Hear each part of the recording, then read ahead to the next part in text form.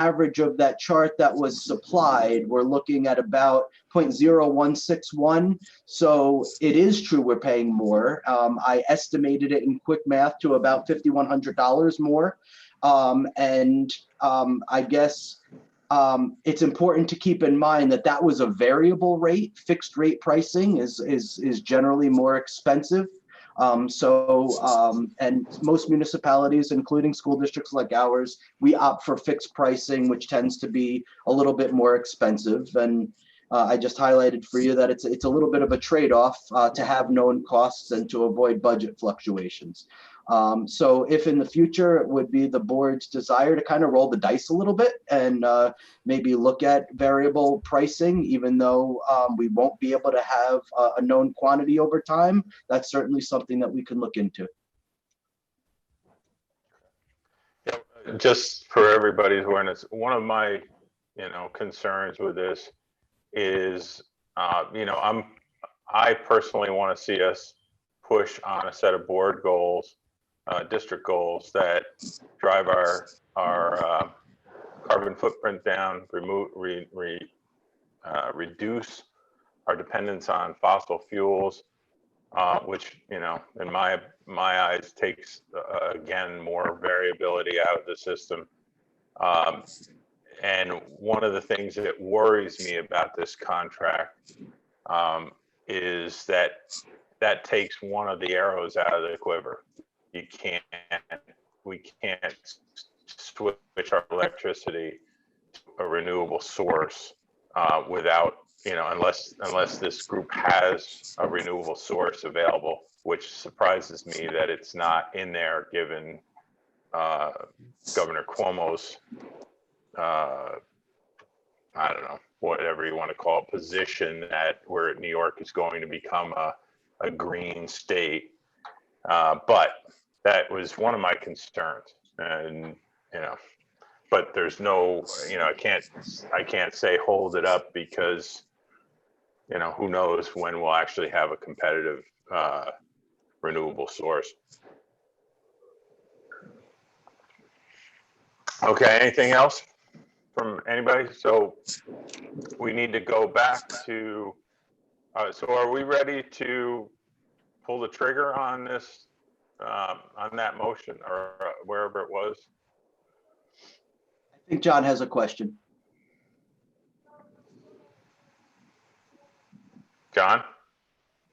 Yep, hold on. Okay. That's my fault. I'm having technical problems. So I had my question was sort of along the same line as you mentioned, Perry, about the renewable. So the consortium didn't opt for that choice, and I'm wondering what would it if we went our own way individually with renewable, because these things I'm not sure how. If we're locked under business, I don't think we're residential, but there are choices. There are choices, and you can get your own contract with a company. Now, I don't know if we're saving money by going with the consortium, with the group rather plan. I'm not really sure how much we're saving. So I was wondering if the board was interested in exploring if it's possible and what it would cost before we make a decision. Personally, John, absolutely, from my standpoint, just my personal standpoint. I mean, if you think about it, if it's a savings of $5,000 in a year, but we can actually put ourselves on a renewable source, and make our kids aware of it, which I think is a big, make our parents aware, but make our kids aware that this is something Millbrook's going to do for their future. Right. I love the idea of. We had talked about a sustainability goal last year, and this is kind of just part of that thinking. And I'm sure there's other municipalities doing this, towns. I don't know about districts, but so I just think it's time to consider something like this. So would you like to go into a lesser contract or not at all, and start the research now? Well, didn't you say, Brian, that we had till like October to do this? Yeah, and the only risk that we have is that the rates go up. But that's So that's what I'm saying. We could do something like a 1-year contract if you wanted to, or we can just wait until October and do the research now and roll the dice and look for some more renewable options. A lot of these rates are online, at least for residential. I don't know how Business Works. They're all published online. I can give you the website for the residential one. The renewables generally cost more. Depends, and you can lock in for different lengths of time too. So I don't know if renewables are sort of working the way some of the others are with a low rate, but I saw one very attractive rate for residential. But I think it's worth taking a look at. Yeah. And we don't need to wait until October. Let's look now. Yeah. Anybody else on the board have an opinion? No, I agree. I think we ought to, that's a good idea. You know, we have till October. We should look now. Okay. All right. So unless there's anybody from the board that's, adamant about moving forward, I'd like to basically turn this back to Brian and staff to investigate our access to compare, the access to fossil fuels and nuclear, compare that to what we have access to from a sustainable standpoint, renewable standpoint, I should say, and then come back to us with, here's a recommendation, but here's the options we looked at. Happy to do that. All right, thanks, Brian. Thank you. All right. So we voted on all those. We'll do the other in executive session. From the leadership reports, the only thing, and I just had Cheryl put it out there, and we're not going to do anything with it, but I think I told you guys, I've asked Cheryl to put together a calendar of events. You're breaking up, Harry. So we know, you guys hear me? Yeah, you're breaking up a now? little bit once in a while, though. All right, well, let me see if I can't figure this out. Well, anyway, hopefully you can hear me. So what I've asked Cheryl to do is create this calendar of events for us so that we know the first meeting of July is our organizational meeting, what takes place at that meeting, and to put it throughout the year, take the whole year as anything that we have to do on a regular basis. The idea is to, first of all, make sure we don't ever miss anything. So what I'm asking each of you to do is look through this, look for anything that we have not, is not in here, but something that we want every year, on the first meeting of September or whatever. So take a look. If there's anything, John, like in your tickler file, or if there's anything anybody remembers, let's make sure that it's in here. The idea is going to be that our agenda meetings will be to take a look at these, and as people say things during a board meeting, Jen says, I'd like to see, I don't know, somebody come back with the status of something. When would we like to do that? Well, if I'm looking at this, October, the first meeting in October looks like a good place. Let's get it in there, as an agenda item, not just, well, let's don't forget to do this later on. So I'd like your help to go through this, see if there's anything that you don't recognize or that you don't see that we need to do. And, I want to build on this thing, get this going as quickly as possible so people are aware as they plan things out what meetings are where, okay? And I think that's really it for me. So any questions about that? And if you see something that doesn't, isn't on there, let's get it to Cheryl, copy me. Actually copy the board. That way, people can see what's being asked for. We're not double, triple, sending input into Cheryl. Okay. All right. And then Howard, just to give us a rundown of the, this food service committee, what's the, how it's going to move forward? Right, with the food service, the board level service committee, I spoke with John last week on it, and thank you, Laura and Brian, for sending the spreadsheet of the different last 3 years worth of figures, month by month figures on the food service, so we can take a look. Which I have not had time to really go through yet. And as soon as I do, I'll hook up with John after he comes back from his mini vacation, and then we'll contact you, Laura, and we'll try to set up a meeting with Brian and Holly probably, and whoever else you think is needed, and we'll start delving into some things, but.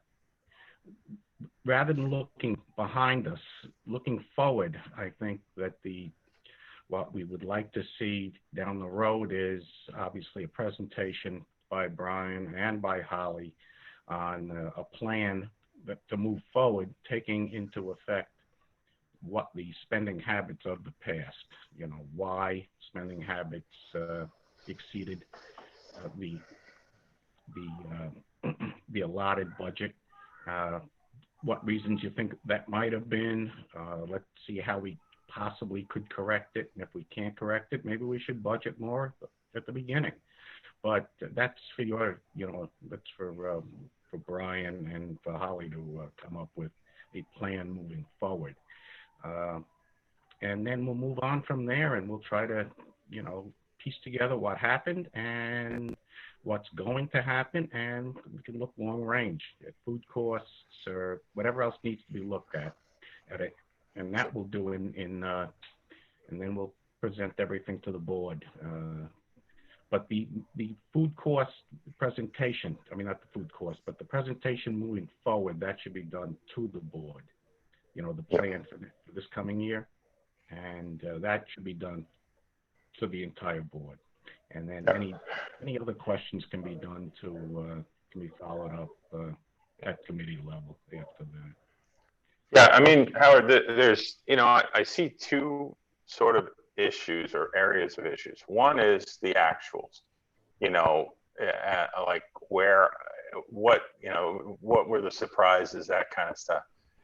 The second one, though, is the plan. What went into this plan? I get it. You have let's say $500,000 budget for something, and then you go month by month and you say, how are we doing? But what went into that plan that said you had a $500,000 budget or, $200,000 budget? Because that, I think, is where the problem is that we're not establishing a budget that's, at the very beginning of the year, the budget has almost no chance of success. So I'd like you, just make sure that the presentation, when it comes to the board, make sure that it includes, show me like the $0 budget build. We put in $50,000 for food, we put in $25,000 for salary, put in $10,000 for new pots and pans, and be able to answer the question, well, where'd that number come from? If it's some weird formula that Cuomo comes up with or SED comes up with, let's hear about it. Let's see that. Do we need to, so I want to make sure we're not just, looking at how are we doing, but, how did it get started? Okay. Mm-hmm. Yep. How, what, where, who, and when. Yep. All right. Any questions from the board?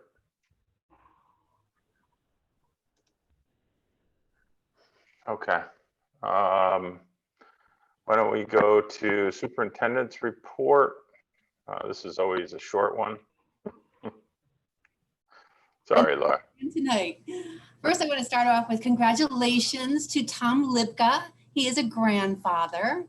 He's Holden Davis Lipka Goldsmith, born on July 18th at 8:44 p.m., 7 pounds, 15 ounces, and 20 inches long.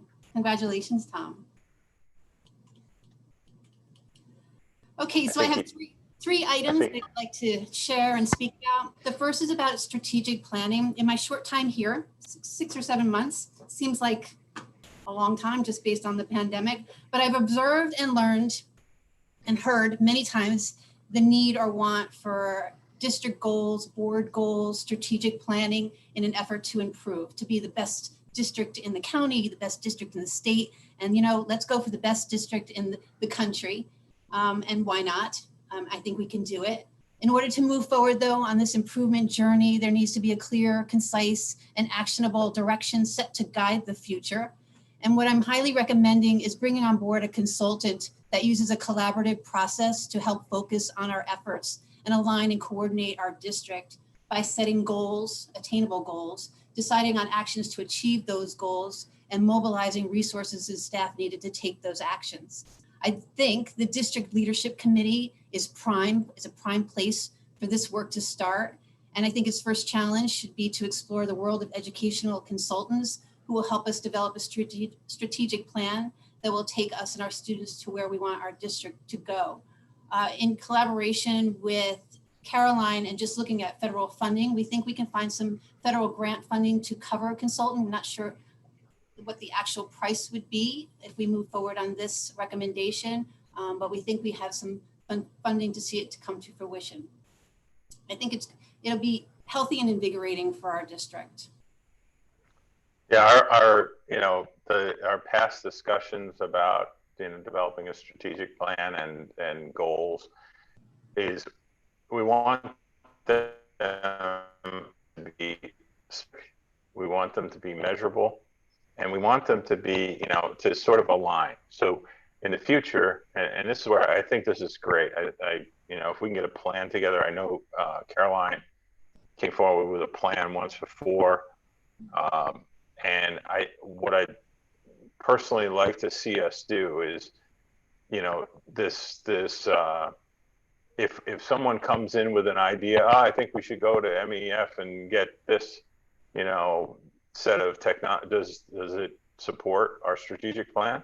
No, then no. We need to have a reason why we're heading in a direction, not just a direction. So I think this is great personally. When do you have any idea when, not that you guys have anything to do right now, but, what are you thinking? Because I don't even know what we would tell a strategic planner right now, because we don't even know if we're, Yeah. we have 4 empty buildings because everybody's going to learn at home, or God knows what is going to be the final version. So what kind of time frame? I feel like we'll see where we land in September. I'll talk about it a little bit later, but just being bombarded with information, deadlines, expectations, mandatory requirements. And so once we're able to sort of get a handle on it, and then sort of hammer out the details of what reopenings look like, then maybe we can get to that's at least the beginnings of the conversations in that committee. See if we can set some short-term, long-term goals of how we want to see this happen. Okay. It's a long journey, so I think the sooner the better, but we want to also be thoughtful and strategic about it as well as when it happens. The second bullet I have is principal search. So we're looking for an elementary principal. Caroline, Brian, and myself, we reviewed about 50 applications. We identified 9 candidates for our initial screening, which took place on Monday. So all day we met candidates with some probing questions. And then there was also a writing sample. We identified 5 candidates that we're recommending to our school community interview team. And that interview will happen on Friday, and that will consist of some data analysis, teacher observations and feedback, and a panel discussion. It will also include multiple stakeholders in that work. So we'll break out. We'll have 3 sessions for our candidates. We'll see them in action, and we hope to find the best fit for our district. So we will keep you posted. So Caroline and Laura, I assume you guys have a specific target in mind of, the type of person. Are they touchy-feely? Are they, forward thinking? Are they, prison guard? I mean, you guys have, I assume, have sort of put that all down? Yeah, we're looking for a visionary. We're looking for who's innovative, collaborative, a strong, dynamic, and engaging instructional leader. Somebody who's willing to roll up their sleeves and work hard, especially during this time. We have high expectations. We're in the middle of all of this work, and we need somebody to just jump on in and take the initiative to see what we need to get happen for the school to open safely, and then to stay with us for a while so that they can work with us in our strategic planning for the future. Okay. Any questions, folks? Anybody? All right. Wait, I do. Sorry, I couldn't get the mute off. So this position, I know, does this person going to be, are you looking for the requirement of the person to have experience? Is it required that they are a principal? Well, they need to have the licenses. As a principal or as a teacher? I don't know how that works. They need to be a school building leader certification. Okay. Yeah. But do they are you looking for somebody that has principal, like in the past, they've been a principal in another school, or do they have to have the experience of being a principal? I guess that's what I'm asking. Well, there were candidates who were assistant principals and looking for the next natural step in their profession. I'm thinking that the candidates that we recommended all had principal experience. And I believe they varied in different, from sort of new to seasoned. So it runs the gamut. We're really looking at experience, education, and expertise. Okay. Okay. All right. Now I just have the very riveting part of the reentry planning update. So this evening, you'll notice that we have more people in the room. Looking forward to providing the board with an update of our reentry subcommittee work. Co-facilitators and fellow reentry team members are here to share the highlights of our conversations and our experiences with our subcommittees. Please know that no reentry decisions have been made yet, but the planning, sharing, and visionary thinking that has come out of this work has been truly inspiring.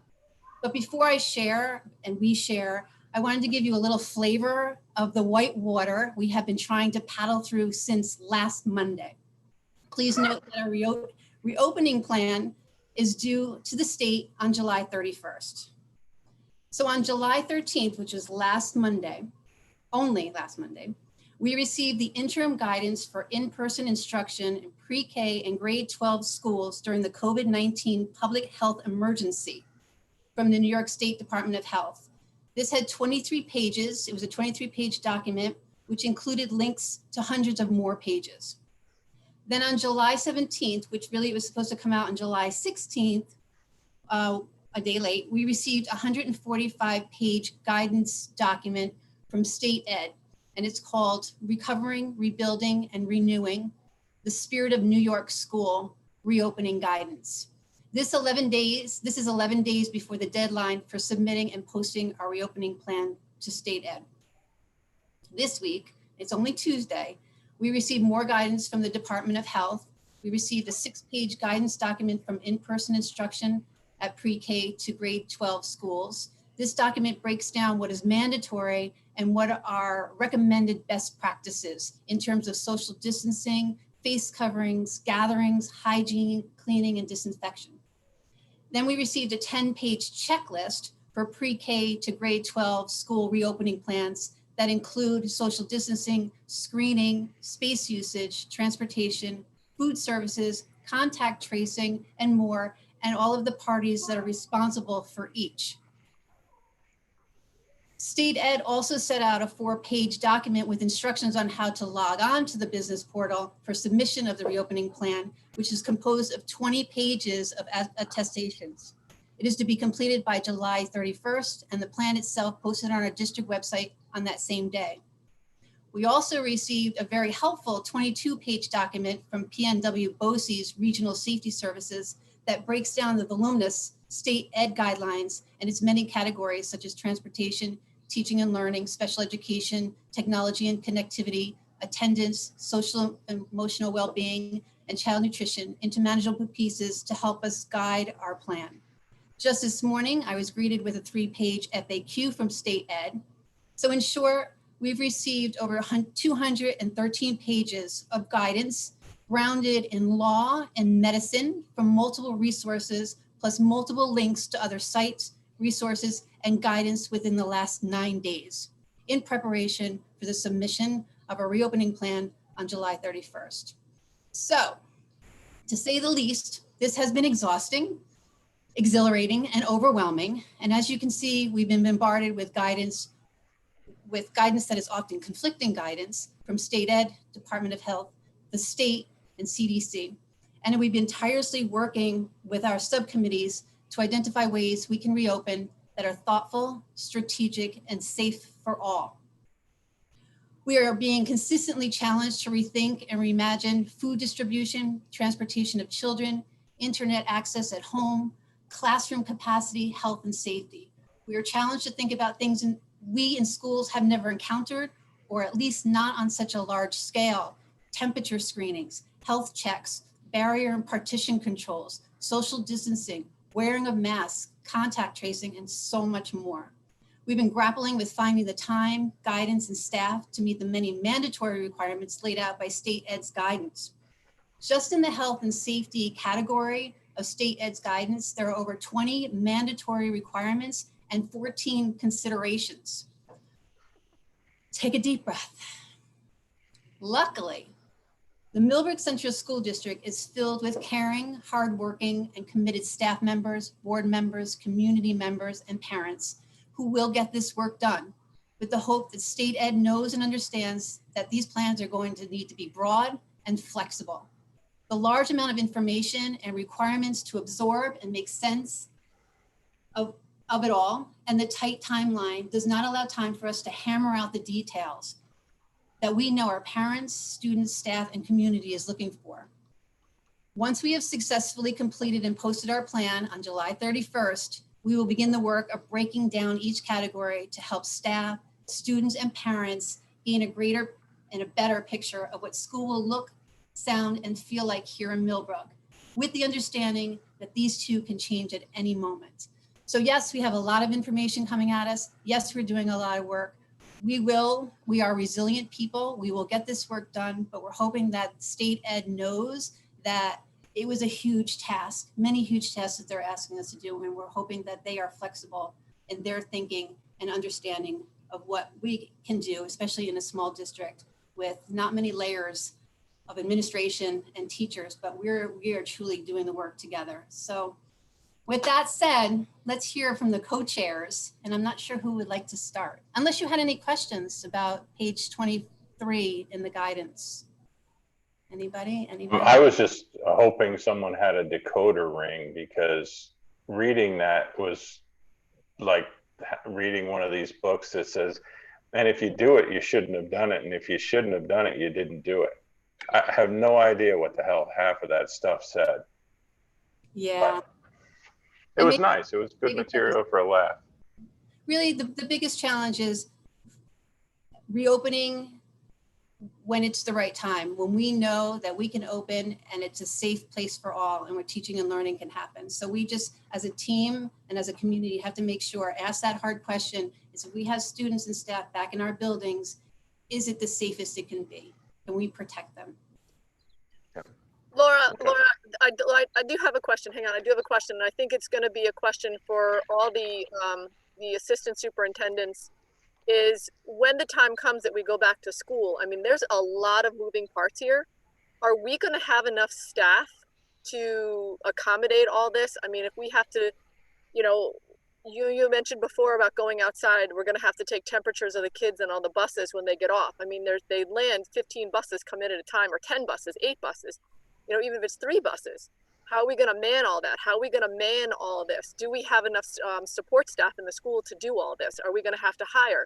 And then, I mean, Brian, I know it's going to end up coming back to you too, but is there money in the budget? And Caroline, is there, and I'm sure you guys, I mean, I'm saying this now, you're probably going to say this in your speeches, but you know, for Caroline, do you have enough staffs to support, you know, from special ed all the way through to the high school, you know, the kindergarten classes and all that? Is this something that has to be discussed as far as budget? But I might have jumped the gun. You guys might even have that in your presentation. So sorry if I jumped ahead. It was just Please know those are all the conversations because it really depends on how we reopen. So if it's fully remote, is it a hybrid, which seems like nobody's ever going to go 100%. There's always a hybrid because there will be some students who are out from the get-go. So those are all the conversations we're having, and that is dependent on the continuum of hybrids. So that may ebb and flow. Personnel, the need for personnel or the costs or PPE may ebb and flow based on the circumstances. So that's why we were saying things can change at any moment. We're preparing for 3 scenarios, but there are multiple scenarios within each scenario. So it's a continuum. We may be all in, and then we're going back to, we're phasing out again because somebody got sick in a building, God forbid, you know, that we don't want that to happen, but maybe we slowly close. Or like last time in March, we had 2 days professional development and we were out until the end of the school year. So we have to be prepared for all of that stuff. Yeah, I mean, what we need to see as a board is, you know, here's our upfront plan. It's going to cost an extra $50,000 to $60,000 because if we have to go to phase 2, you know, for want of a better term, you know, this is what in addition it would cost. You know, something that's, you know, doesn't force us as a board to read through 120 pages of this is what we're doing and try to pick out little price tags throughout. Because at the same time, Claudia, we're also going to have to deal with the ever-changing state aid. You know, we think we know now, but tomorrow it could be a completely different thing. So anyway.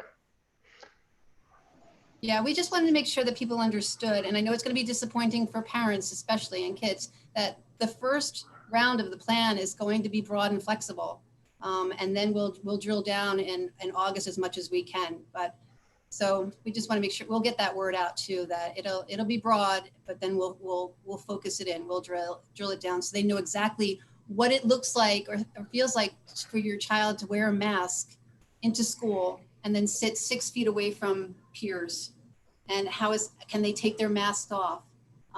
Where's the sanitizer? So all of these little bits and pieces, nuts and bolts, we're going to try to make as clear as possible at some point for families and community members. Well, they have to take their masks off to put their earbuds in, don't they? Sorry.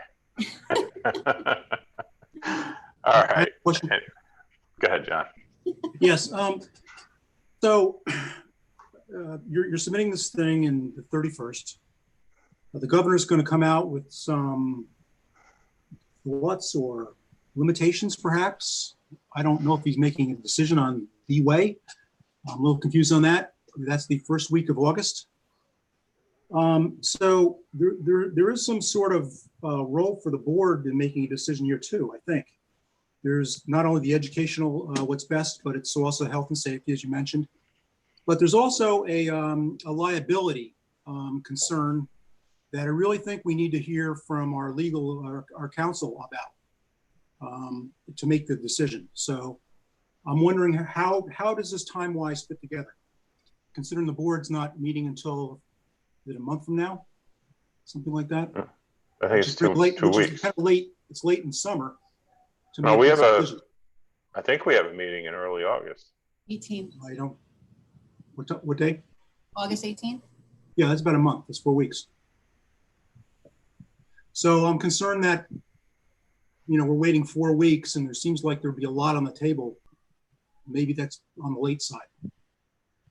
This morning, Caroline, Brian, and I, we attended a law conference that was hosted by NYSBA, and it was very good information, and maybe they'll have it available for you to view. Shaw was present there along with many other legal folks, but I'm sure that our legal, if you wanted to have a special meeting, who could come and provide information, just a suggestion. Well, I think I'd rather see them reviewing the plans that you guys are coming up with and then be able to tell us, here's the risk legally that the district faces.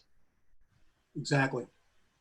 Yeah, I don't want to have to try to weed through, a legal presentation on, because I mean, most of this is all nonsense anyway. I mean, it's going to change 3 times and then we're going to be told what to do. So is it possible for us to just basically have them review the plan? Here's the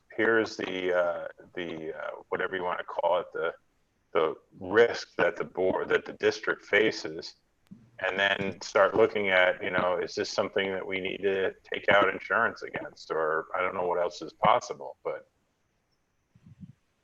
Or maybe the plan that we decide we should go on is not such a go from our council.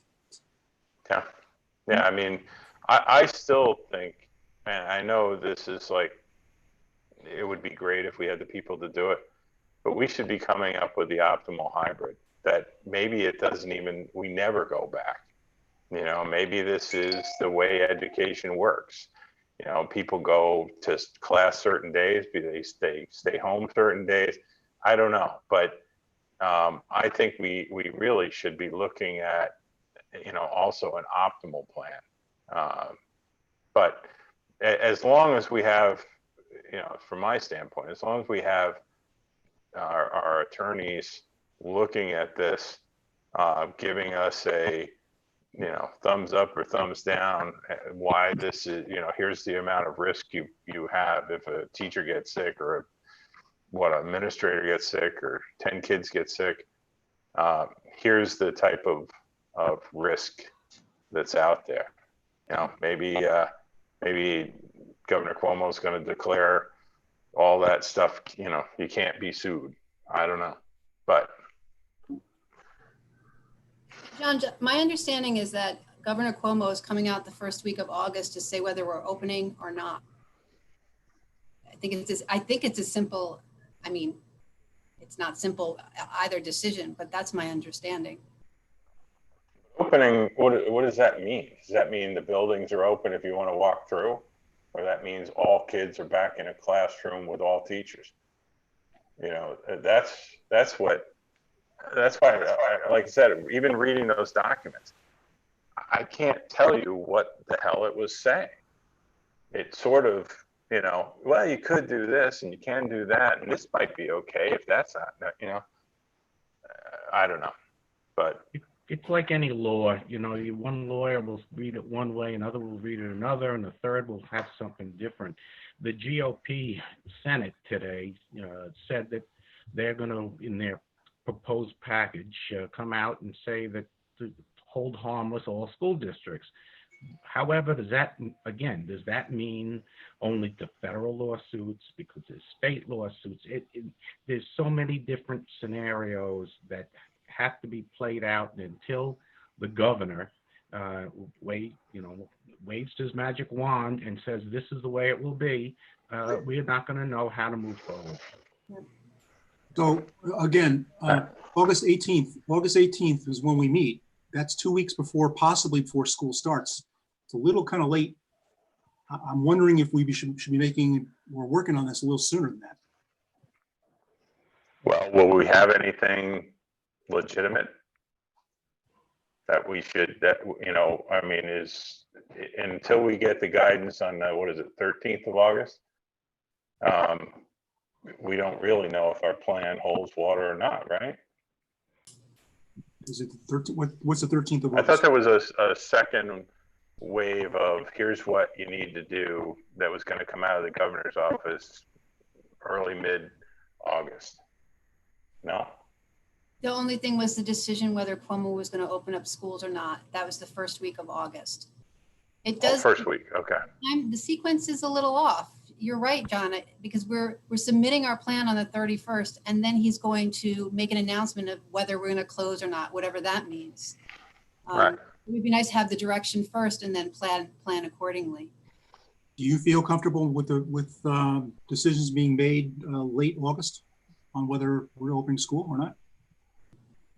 Or how we're opening school? Do you feel, Laura, that's sufficient? I don't think so. My gut for parents is it's not very optimal, but. Yeah, I mean, I don't know. I mean, so far, it seems like nothing, you know, they say they're going to do this on the 10th and they do something on the 10th, and the 11th that you get corrective action, and 12th you get some advice, and 13th you get, you know, I'm assuming, you know, he's going to say on the whatever date, the early August, he's going to say, thou shalt open schools. And then that next morning, somebody in SED is going to say, by the way, opening means this, and this is, you know, how this is going to be handled. And then the next day, somebody else is going to come out and say, just to clarify, opening doesn't necessarily mean open. It just means, you know, it was open and it can close again. I mean, I can just hear the nonsense. So, I mean, we can move the board meeting up a week, but is it going to be worthwhile? I mean, are we going to have anything It's a wait and solid to see. talk about? It's a wait and see, basically. We just have to have our schedules open. Yeah. Yeah, I mean, and I think, Okay. Laura, that I would what we need from Try to you schedule is, something. oh, sorry, John, go ahead. I would try to make a tentative date in case we Yeah. need it. Yeah, I mean, I think, Laura, that what we're going to need from you, your teams, are when is the last possible moment we could make a decision, you know, on this. But we can set up, and in fact, Cheryl, why don't we just set up another board meeting for the 11th? And, you know, if we don't need it, if we use that one, we'll cancel the 18th. If we don't need that one, we'll cancel that and do it the 18th. Okay. All right, do we need a motion to change the calendar? We can do it as a special meeting and then we don't need to change our calendar. We add it as a special meeting. Yeah, and please know that we're not working in isolation. So we work closely with Duchess Bosse's. I recently went to a retreat with all of the superintendents and some of their team members, and we've talked about this as well.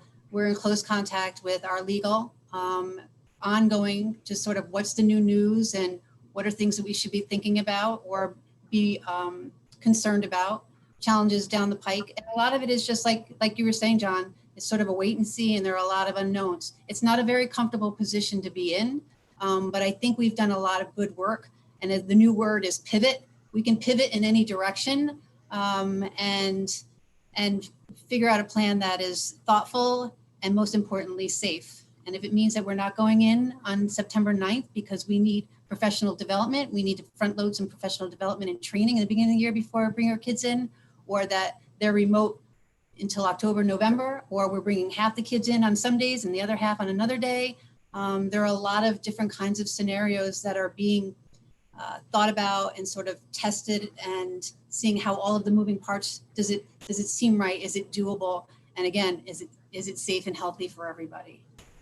Because that's I'm assuming you're also going to run into, you know, the minute a decision is made or you know, guidance is given, there's going to be a run on hand sanitizing stands and, you know, all this other stuff that everybody's going, holy crap, I need to go get, I don't know, 4 new, you know, new computer desks because they got to be instant sanitized, or who the hell knows. Have you guys started thinking through you know, those are things that we're going to have to go purchase? And I know Mike was out ahead of some of the hand sanitizing stuff. Do we have, you know, is there a whole list of things that we're going after before the mad rush? Or maybe the mad rush is already on, who knows? Yeah, so Mike's been all over that. He's already purchased 400 cloth masks for staff. So everybody will be in a position to be able to have 2 of them. We already have approximately 3,000 surgical masks with another order of 1,100 additional and 1,100 pediatric masks. He's got approximately 400 tubes of sanitizing wipes. And he's working with a vendor to look at even more. So from a preparation standpoint, he's got a lot of that in the can already. Okay. All right. And I mean, well, I guess you guys are going to get this. The kids are going to wear new masks every day, or they're supposed to bring their own, or what's the deal? Yeah. Mike's got some stuff to add if that's okay with you. Yeah. You're muted, Mike. You're muted, Mike. There you Sorry. go. So we ordered another 1,100 pediatric and 1,100 regular, and we'll have 4,100 of one size because we're going to be responsible. The kids should be getting on the bus with masks on already. If they don't, we're going to have masks on every bus and we'll have to supply them. But so far with the summer school, those kids have been coming every day with their own masks. It's been pretty good, but you know what's going to happen with the bigger kids. So Yeah. we'll have plenty on hand. We got more coming. I'm afraid now they're more readily available. We bought a lot when they weren't available, and just to stay ahead of it. We have plenty of sanitizer. 2 of the cleaning products that we use that I loaded up on in March are on the health department's list for fighting COVID-19, the Quat and the NABC.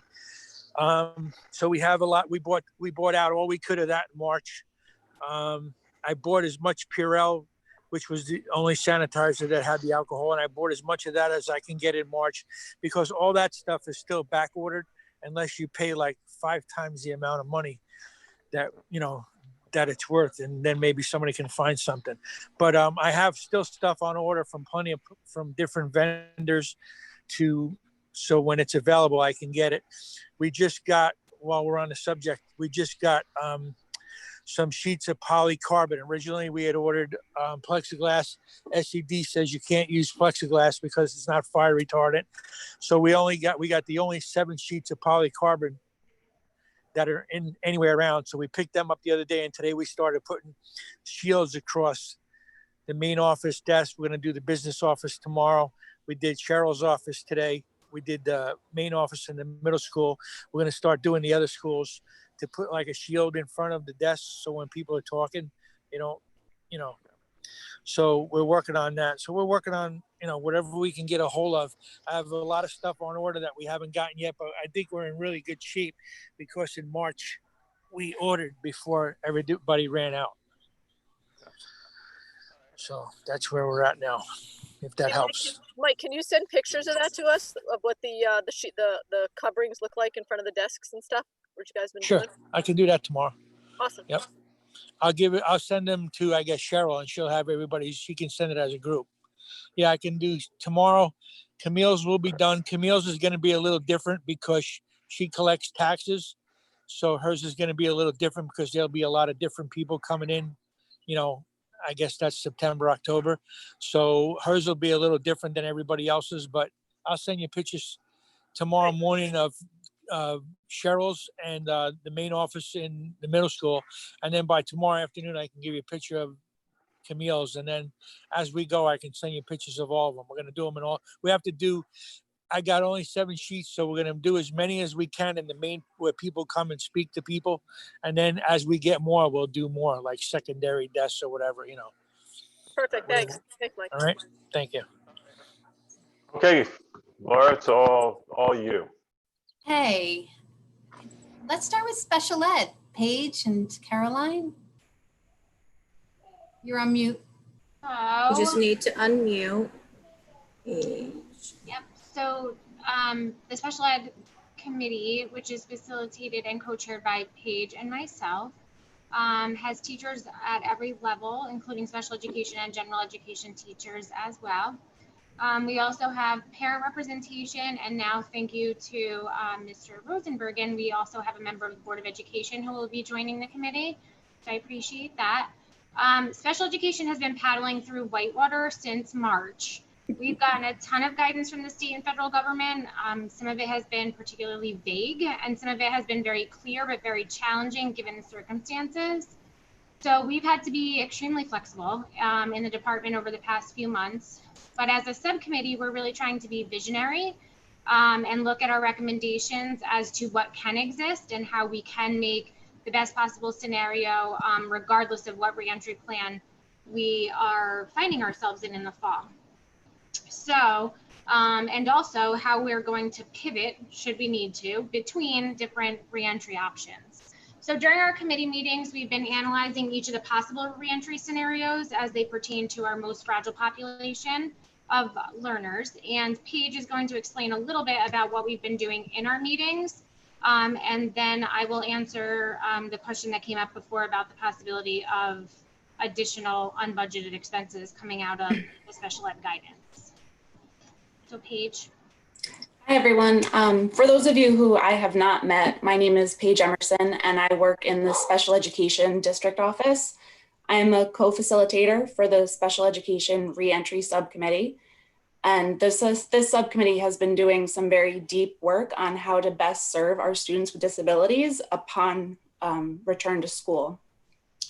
So we've taken a look at what has worked during the COVID closure and what we need to do differently.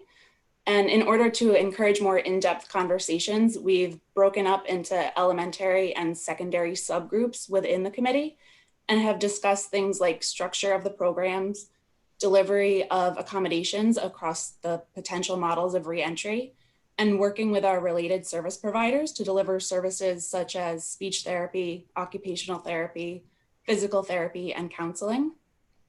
We've also been discussing how to make the co-taught programs work if we had to reduce our in-person population and divide what would typically be an inclusive integrated classroom. We've also had some deep discussions about the need for movement for some of our most vulnerable students in the special education programming.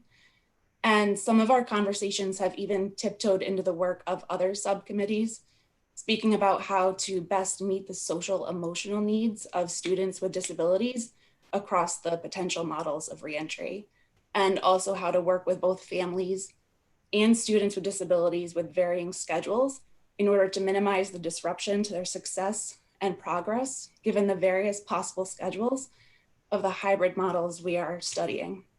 And then this week, we will be looking at the pros and cons of each potential hybrid model and making some recommendations for the larger reentry team to consider. So Claudia, you had asked earlier, there may be some budget implications. During our law conference today, there were even some new bits of guidance that we received that could actually require us to have some additional unplanned meetings in special education. The concept of compensatory services could potentially create additional unbudgeted special education costs in order to stay compliant with providing each child their free and appropriate public education in meeting their needs, their unique needs as a learner. So as we navigate that, we can have more specific information, but compensatory services are not something that there's going to be a finite deadline on. So unfortunately, it's hard to predict exactly what that will look like. And it's hard to give kind of the timeline of when those requests or those needs will cease to become renewed needs. So at this point, we are attempting to stay ahead of everything, but as things continue to change, so will our needs within the department. Caroline, do you think the needs, are you looking like more teachers? Are you looking at computers? Like what would you be looking for? Are you even able to answer that yet?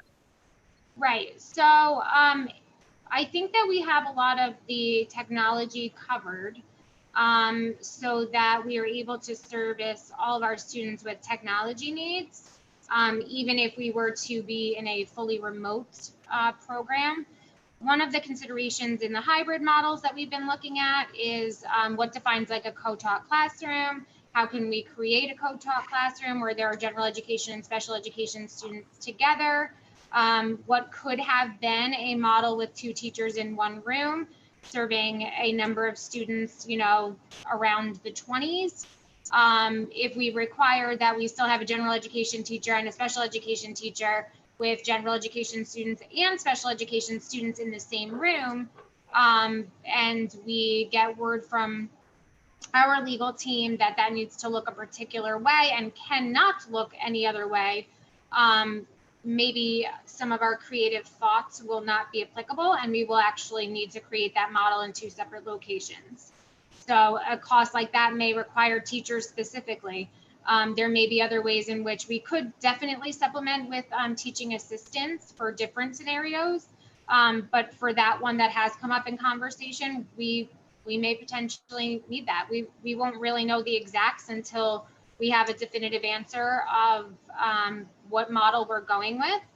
And then we would be able to sort of say, well, if this, then that, and that's where those answers would come from. Compensatory services, if we are going to be required to provide compensatory services for particular students, when we have a greater idea of exactly how much that will mean. And a compensatory service essentially is something that a student may be entitled to, not necessarily that we hadn't offered it, but because of, say, the remote learning, they didn't show as much benefit as they might have in a face-to-face scenario. So given the circumstances, they may be entitled to additional services to sort of close the gap to where they were projected to have been if they were typically in school for the past year. So some of those services were certainly unbudgeted. We did use some forethought. Brian was able to put aside some money for some of the vendors that we use, but some of our in-house folks, we were not able to budget forward any money for that. So that may be additional expenses that we would have to incur in order to meet those needs.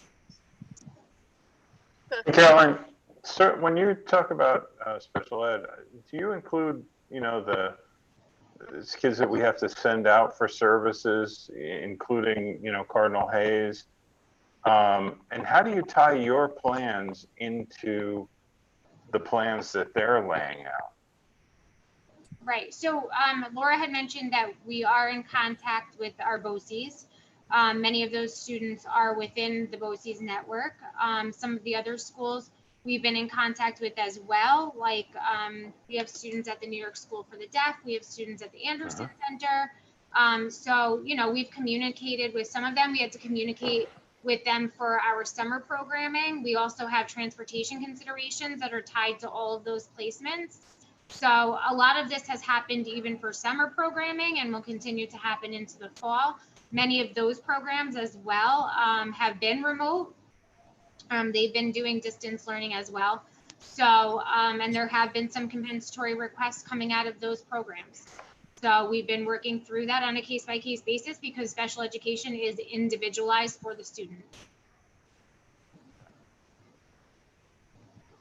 Any other questions for Caroline or Paige? Thank you, guys. Thanks, Caroline. All right. Sure. Steve and Caroline, social emotional co-facilitators. Sure. So I'll get us started. So in the social emotional subcommittee, myself and Caroline have been co-chairing that. Similar to what she described as far as the makeup of the team, it's the same as the special ed one. We've been coming together, having a lot of really good discussions, not only about the different models that could exist, but also looking at the different ways in which we're going to provide the social emotional services, not only for our students, but we've looked at all the constituents and all the stakeholders. A lot of discussions have gone into the fact that during this pandemic, naturally our students come first, but we have to recognize that stakeholders like parents and families, our teachers, our staff all across the buildings, all need social emotional support as well. So one of the really big components for us was addressing the fact that obviously we are a school and our primary asset is our education, so to speak. But the reality is that if our students are not socially, emotionally safe, then they will not be in a position to reap the fruits of our labor, of our good education, so to speak. So a lot of our work has also kind of tied into some of the work in the teaching and education, but putting our students, our families, our staff in positions to be social emotionally safe in order to be able to successfully deliver education.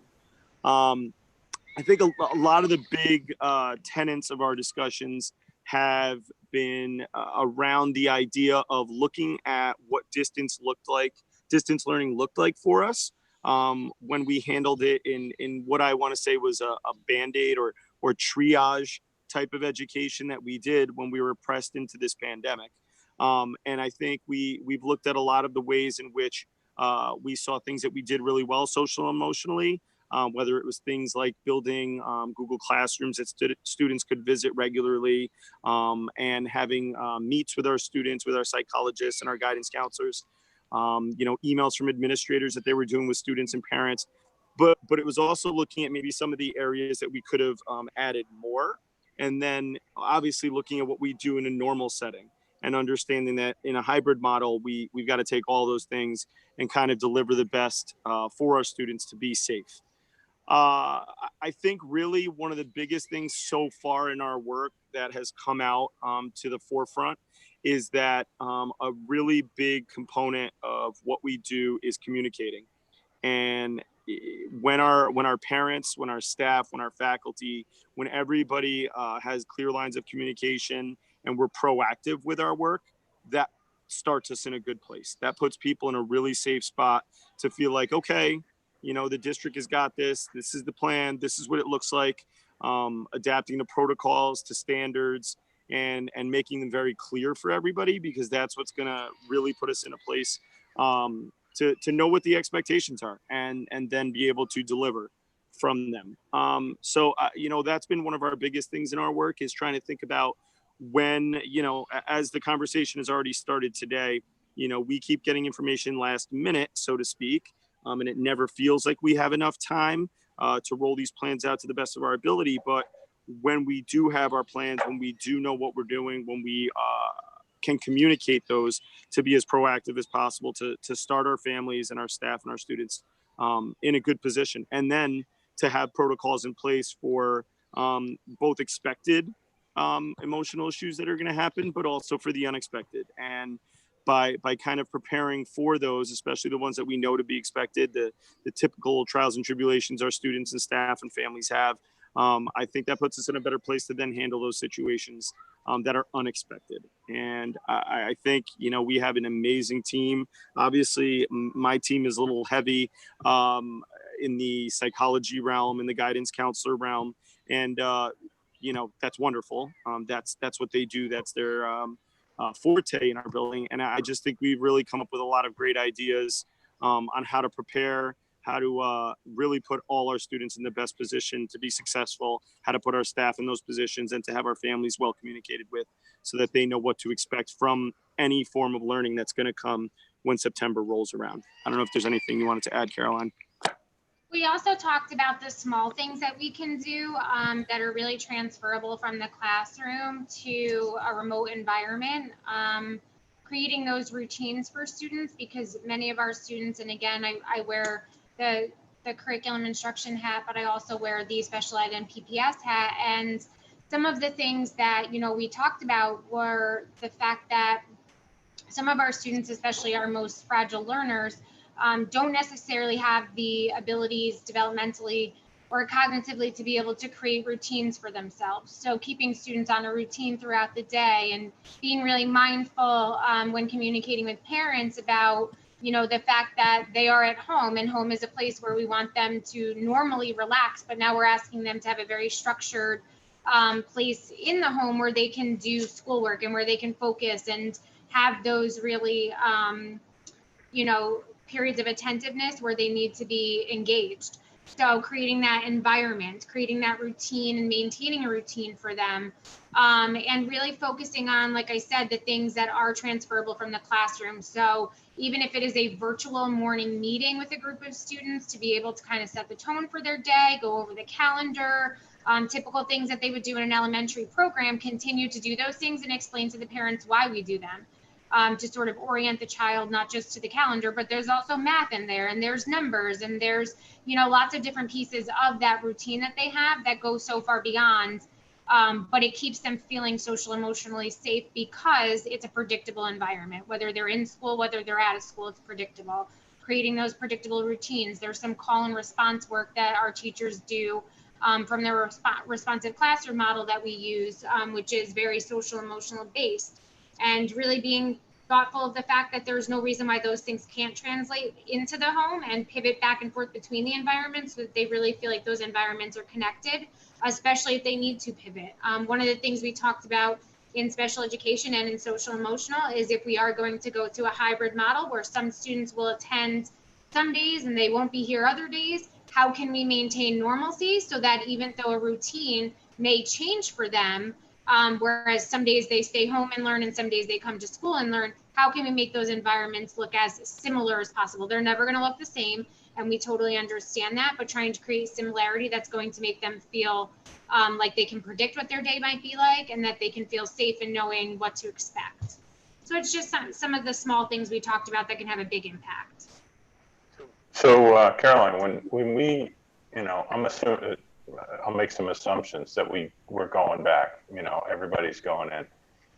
And, you know, one of the things I think hurt students and teachers and pretty much everybody in life is the suddenness with which we slammed the doors in March.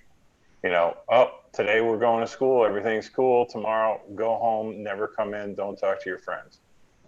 I'm assuming that part of what we're doing is also sort of an internal set of work of looking for the signs. You know, if we go back to school in September and we start to see, you know, the numbers of COVID cases start to spike, not that we want to panic anybody, not that we want to run around the school saying, I got a feeling you're not going to be here Thursday, but we start, you know, gently counseling students and teachers and whoever that need it as we move forward. So is that something that you're gonna, you know, would be in your office, Caroline, or is this something that, you know, you'd have one of the psychologists on? Your thoughts on that? Yeah, so we would work as a team. My office does work closely with the psychologists, the guidance counselors, and the principals to be able to start really rolling that out. I know a couple of months ago, we, the administrative team, went to a training on what they call non-pharmaceutical intervention, which kind of speaks just to exactly what you're saying, that they can sort of predict by the region and also by the school district if percentages of absences for unknown reasons or for reasons that appear to be related to the COVID infection start to spike, then you're able to kind of create sort of contingency plans on what needs to be done next to keep everyone safe. It may be something like canceling large events. If we had athletics, which have been delayed at this point, but if we did, it might be something like that where we would dial back extracurriculars and athletics, and you know, we would have different sort of checkpoints along the way where if we saw those types of things, numbers creeping up in the district or in the region, we would have a set of responses that go along with them. And I know Mike has also trained heavily on this, so if I didn't mention him before, that as well. So he's, you know, he's very on top of that. He knows the numbers, the percentages in the regions, what to look for. And with that, we would be able to really sort of intensify the things that we're doing to prepare students for a change. But I think what we need to understand is at this point, even in coming back to school, no matter what that looks like, we're going to be very upfront with families, students, our staff, with the fact that this may all be temporary. You know, we have to kind of have that model of the farmers market pop up, and you know, this is for now and for as long as we can sustain it safely. But you know, we have to prepare them. We didn't have the time before, and it did. You're right. I think that the suddenness of it, the crisis mode that everyone felt with it, was detrimental in some ways to getting the really good work started.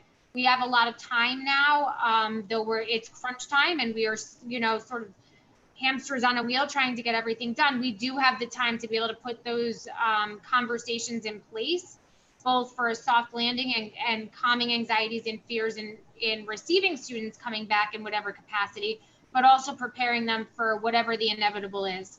if we're here for a few weeks and they have to go home, we'll be able to have those supports in place to transition them much more effectively than we were able to in March, that's for sure. Hey, Carolyn, I had one thing just to ask.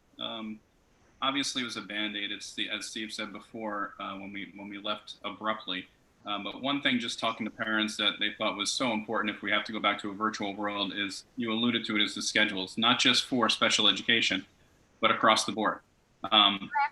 And really not just for one grade level or two grade levels, a uniform, because, you know, what you found was some teachers were really great with it and stayed in contact with the teachers, and others not so much. You had some students that might talk to someone once a day and others 5 times a day. Yeah. So I think it's important, just as a district, we have it almost like it's, you know, you're doing school at home.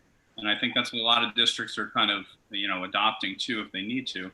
It does take a lot of scheduling. But I think it's important for a student to get up and say, okay, I have math at 9 and English at 10. And you know what I mean? And it keeps them throughout the day.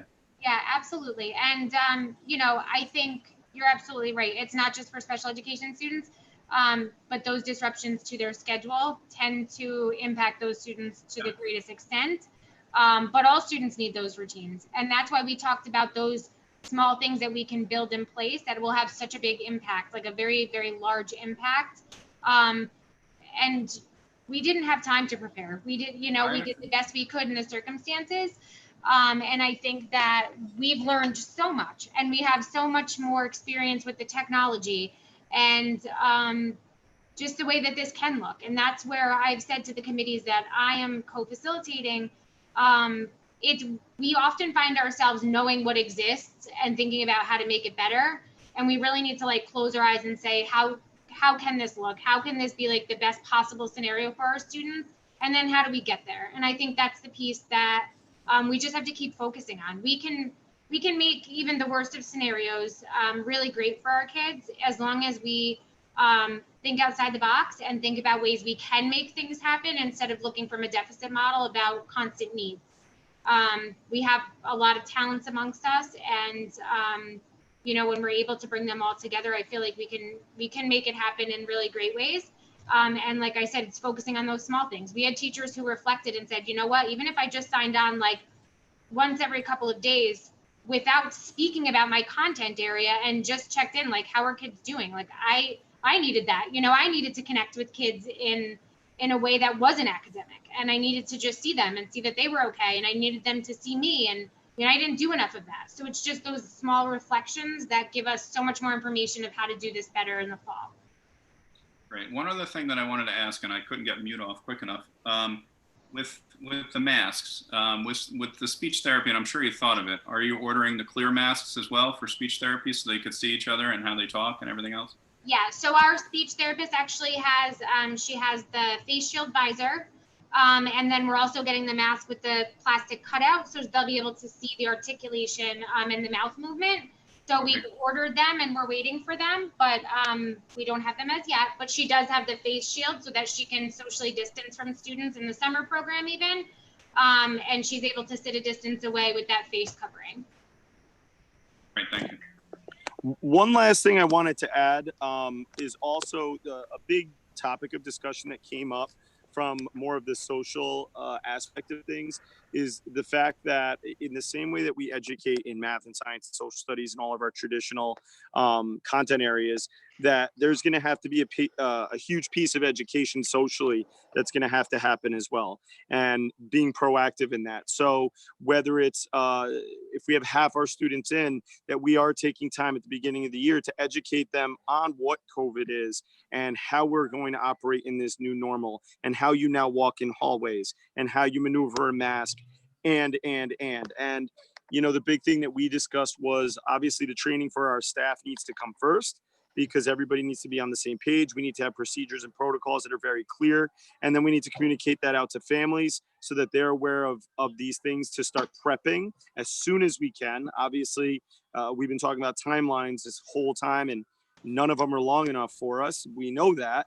But when we are able to communicate them to families to get that information out so that they can start that prepping now, even in the summer, for when students either arrive in person on a half basis, on a full-time basis, or even from distance.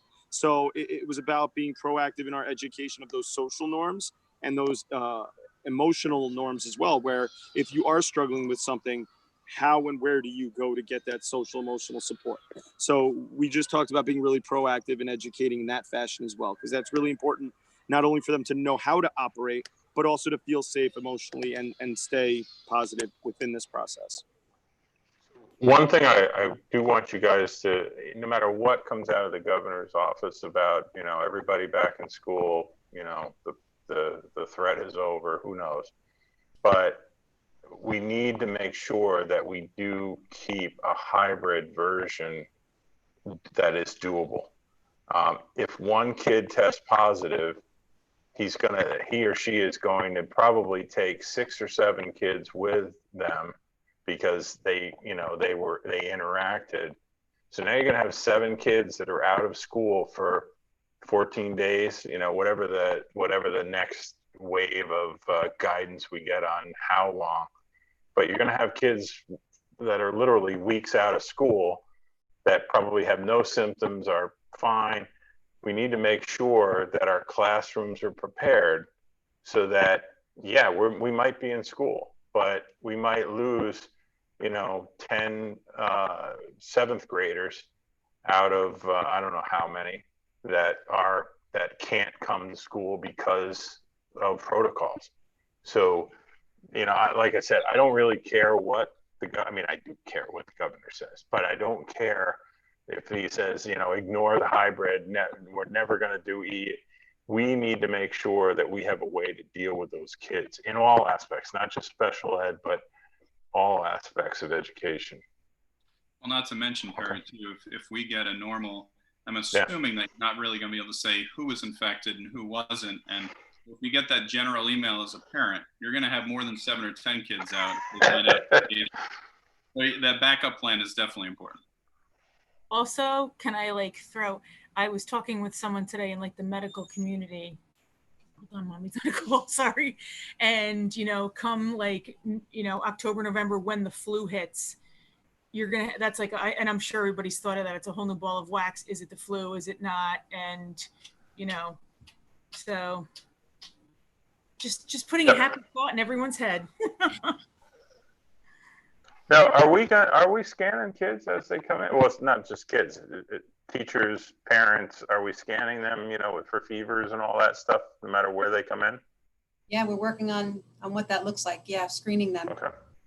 Hey, Laura, my bank at every entranceway now, they have it's a small block where you just walk up and stand there and it reads a readout.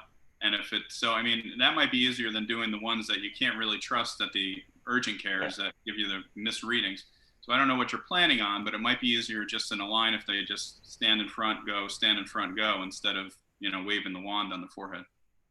Yeah, we've been getting a lot of vendors reaching out to us with a lot of creative technology. And there are 2 points. When you talk about 7 children, then that may be the teacher as well. So going back to the point about personnel and the availability of substitutes. Do substitutes want to come into our schools? And will we be competing with other districts for substitutes? So everything has a layer and a complicated answer or response. And then with just the entry point, you know, the guidance is it would be multiple entry points. And that butts up right against our building and safety plans. So every move we make has a domino effect. So it's just got to be thoughtful.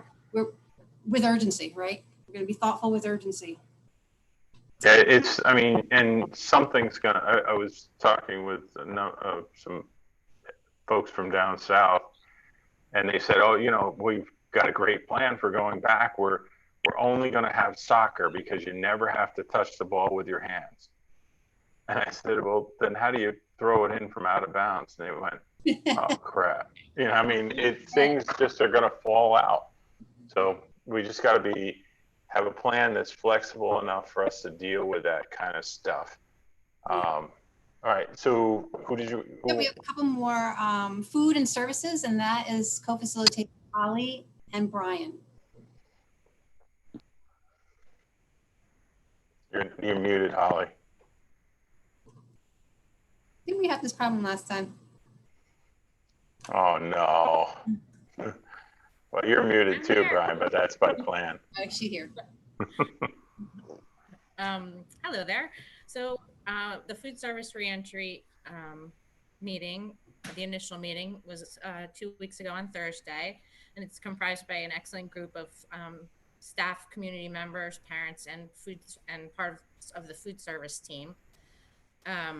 Those folks include Mr. Rudy, Brian, myself, Cheryl, Arlene Looney, Lutina Davis, and Kelly Marchant. During the meeting, our members received training similar to the Whitewater and navigating it, that brought them up to which helped them understand how the district is moving forward.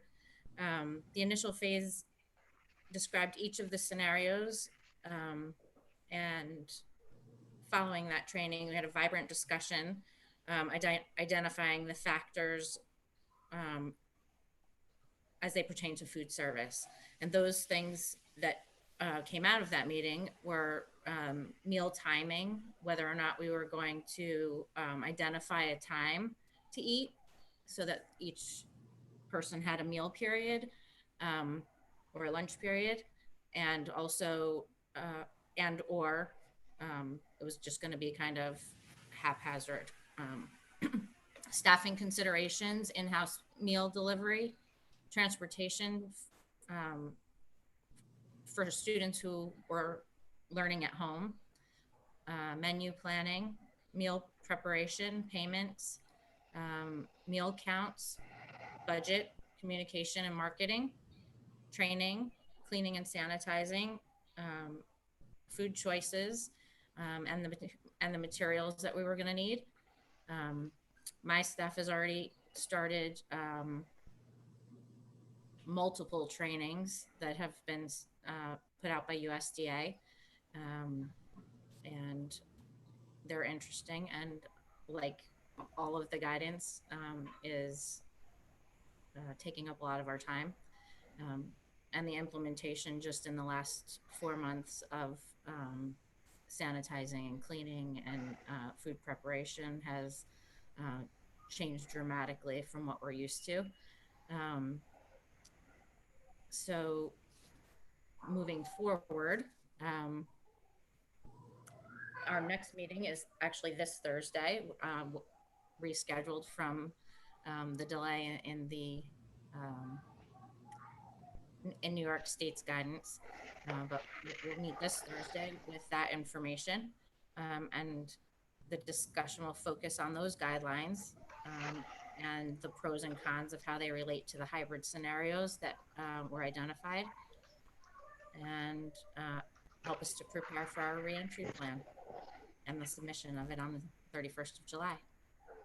Holly, just a question. I mean, because I, just popped in the head. Are we planning on them eating in the classroom versus, going to the cafeterium? Currently, that's the CDC recommendation. So Classroom eat in the classroom? and disposables. And so do we have the equipment to basically take, and this is sort of the question we've been, posing to everybody. What do you need? I mean, are there carts that we need to transport that much food? How are we going to get the waste out of the classroom so it's not sitting there, old ham sandwiches rotting in the garbage can? I mean, well, we, as I said, we definitely learned a lot in the last 4 months about how we were going to manage that. Most of us spent half a day lifting thousands of pounds multiple times. So we have, that's part of the materials that are needed for sure. Yeah. And I mean, and Laura, this is where we need to get it all sort of summarized into a picture for the board. Definitely. Here's all the money we need. Here's the grants. equipment. Yeah, exactly. Well, if there is such a thing. There is, and I've applied for them. There are time and temperature requirements with food service and the delivery of food service. for cold and hot food that we're gonna have to be able to meet and document. So for example, you know, what the temperature of the meal was when it left the kitchen and what the temperature of the meal was when it arrived in the classroom.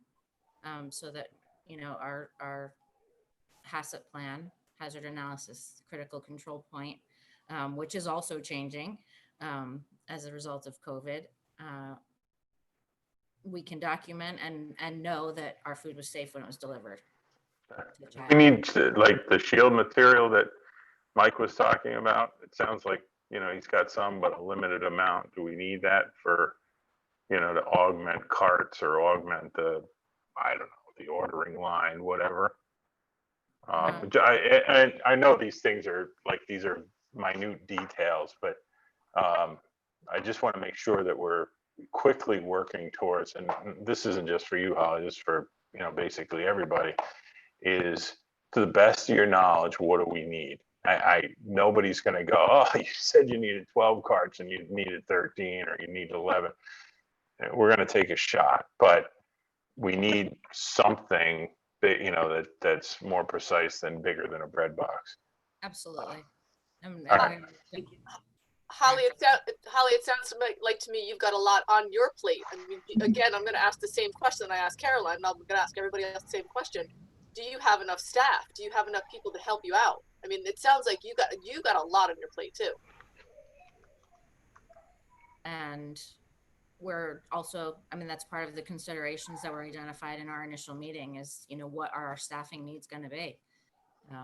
Are we feeding half of our students at home and half of our students at school? What does that look like? How do we try to coordinate services with transportation so that we're not all, so that we're not making more unnecessary trips? You know, so if the bus is going in this direction, can you take the meals for those students that are homebound? Or does that have to be a separate trip because of temperature and time? Oh, wow. So we're there's a lot that we're trying to figure out, and I have no doubt that we will, but there's a lot of change, there's a lot of guidance, and then a lot of guidance that is changing. Right. Okay. And there's a lot of communication between Holly and Mike as an example, because we're going to need our custodians and our maintenance folks to help with the delivery. And so Mike sits in on those subcommittee meetings. So he can appropriately assign staff to be able to think about different scenarios and move people around. We also have transportation, kind of a little bit of a crossover in subcommittee. We have transportation folks attending our cafeteria subcommittee meeting on Thursday, because a lot of our delivery issues we're gonna be speaking about that. So there's a great collaboration between and amongst subcommittees, and then with Mike and eventually Elliot, if we get to our POS system, any implications, if at all, and that support has been great too. POS, Brian? Point of sale.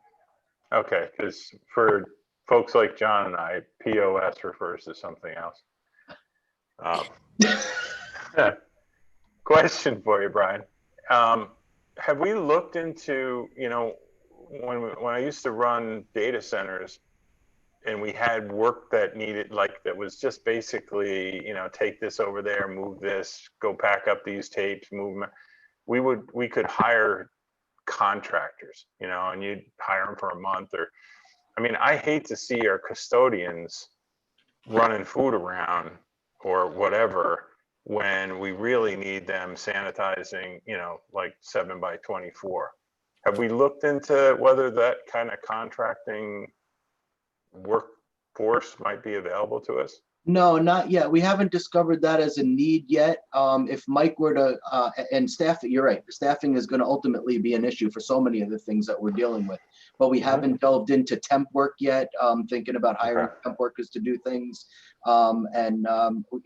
Mike is actually in the process of hiring a couple of new folks to replace retirements and movements. So as he and Holly work together to define whether or not that staffing needs that we can't handle it in-house, that might be a great option.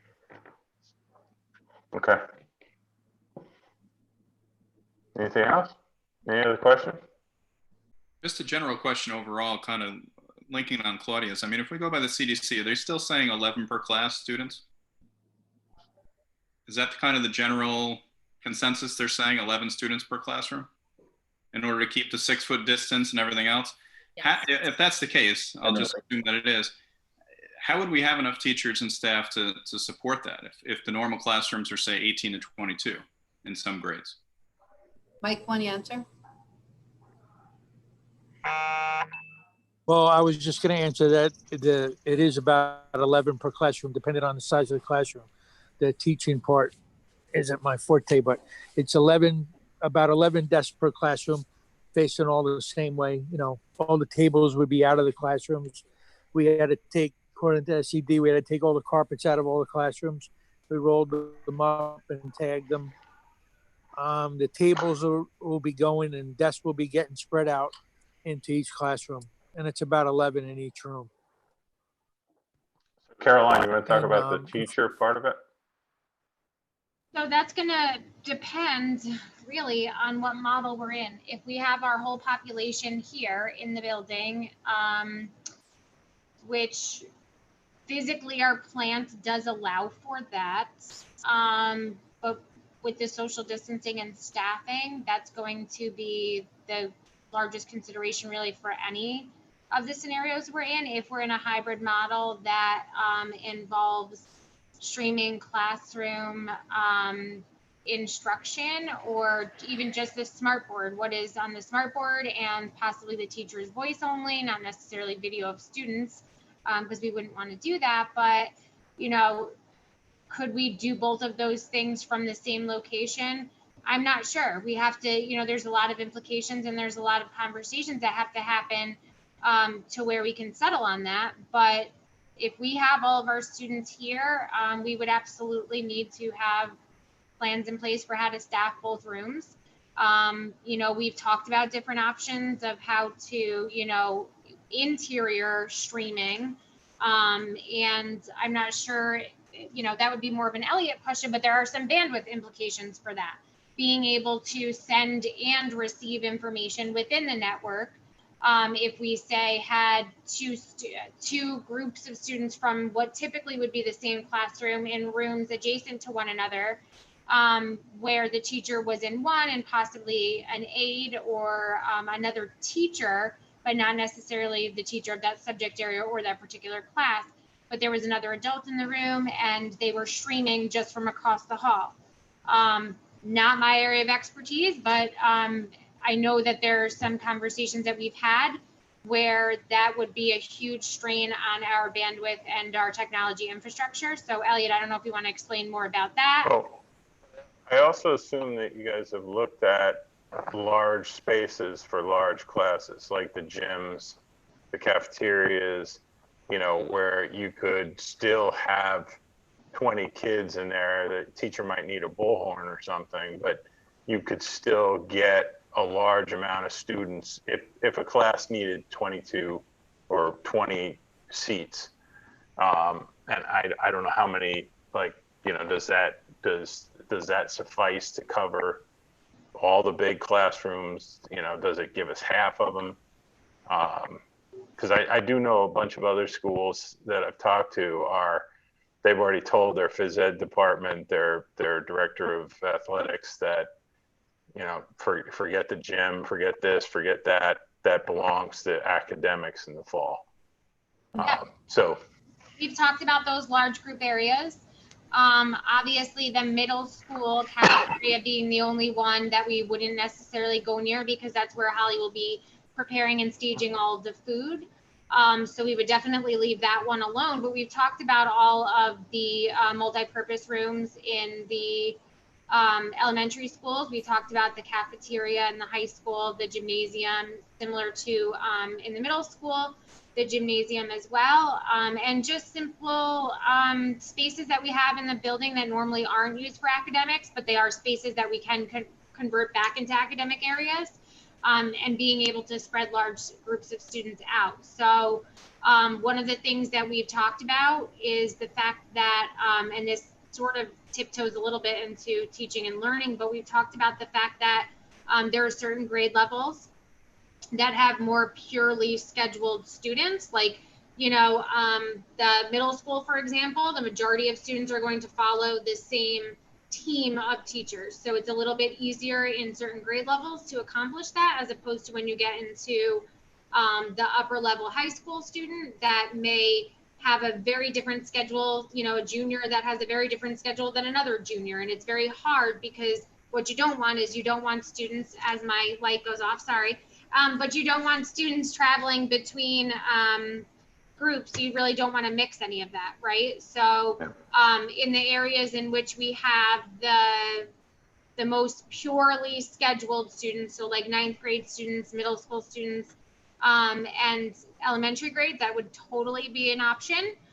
But once you get into the areas where there's lots of mixing of students just by electives, or even their math or science classes, we need to consider that when we're creating our plans as well. Has there been, and I'll ask this question just because I've seen it on social media a few times, any thought to outdoor instruction? Outdoor teaching? Yeah, we've talked about that. So one of the things that we've definitely talked about is, and I'm not sure how much of the guidance you have seen, but anything that requires you to project your voice or to respirate at a higher rate, that may create the possibility of droplets, vapor droplets being spread further, there's a requirement for additional spacing between students. So things like phys ed, possibly music classes, some districts are recommending that they occur outside until they're no longer able to because of weather. So being able to utilize the spaces that they would normally utilize as well until weather became another barrier and constraint to what we plan to do. Elliot, did you want to talk about the technology piece? Oh, I don't know where. Oh, there he is. And maybe that's just a nice segue to go to teaching and learning. Sorry, I was saying goodnight to my son. Had to do the dad thing. We don't allow any of that personal stuff. Sorry, Perry, I had that job first. So yes, technology piece. So I will just to recap what Caroline said, and that was a perfect segue. We're talking about low-tech solutions. The Duchess BOCES issued a memo that, and then this was a collaborative discussion with all the tech directors in the county. So in a very brief explanation, the vast majority of public schools in Dutchess County operate on the same network infrastructure. And that network infrastructure cannot support synchronous instruction of all classrooms in the county at one time. And so what's been communicated out to the superintendents and our colleagues throughout the region is that we could probably do roughly 10% synchronous instruction based on infrastructure. That is the largest limitation on our planning process in terms of technology issues that are relatively unresolvable. With major effort, a sizable investment of capital on behalf of the component districts and the BOCES, the best case scenario is to boost that number to roughly 20%. So we have to get very creative with our bandwidth and our internet traffic through this distance learning or hybrid learning environment. And what that means for us is, and Caroline alluded to it earlier, is using low-tech solutions where we're connecting rooms either with wiring or with digital solutions that don't leave campus in terms of bandwidth and network traffic. So that's what I'm looking at with our team right now. I would say that's probably the biggest hurdle that we're dealing with because thankfully, and I'll speak more about this in the tech discussion later on, but we are probably better equipped than most districts in terms of devices and equipment to support the distance and hybrid learning. So that's something that I can say proudly and thankfully to the board and the administrative team for supporting these purchases that we made ahead of time. Much like Mike did, we bought some stuff at the end of last school year, and we're pretty well equipped. It's just a matter of making the stuff that we have work to our advantage and in a way that supports all of the plans that you've heard about this evening. Now, as far as our badges are concerned, or your badges are concerned, there's no requirement by the state that we automatically trace connections, right? You know, in other words, my badge came near your badge. No, were you talking about our ID badges? Yeah.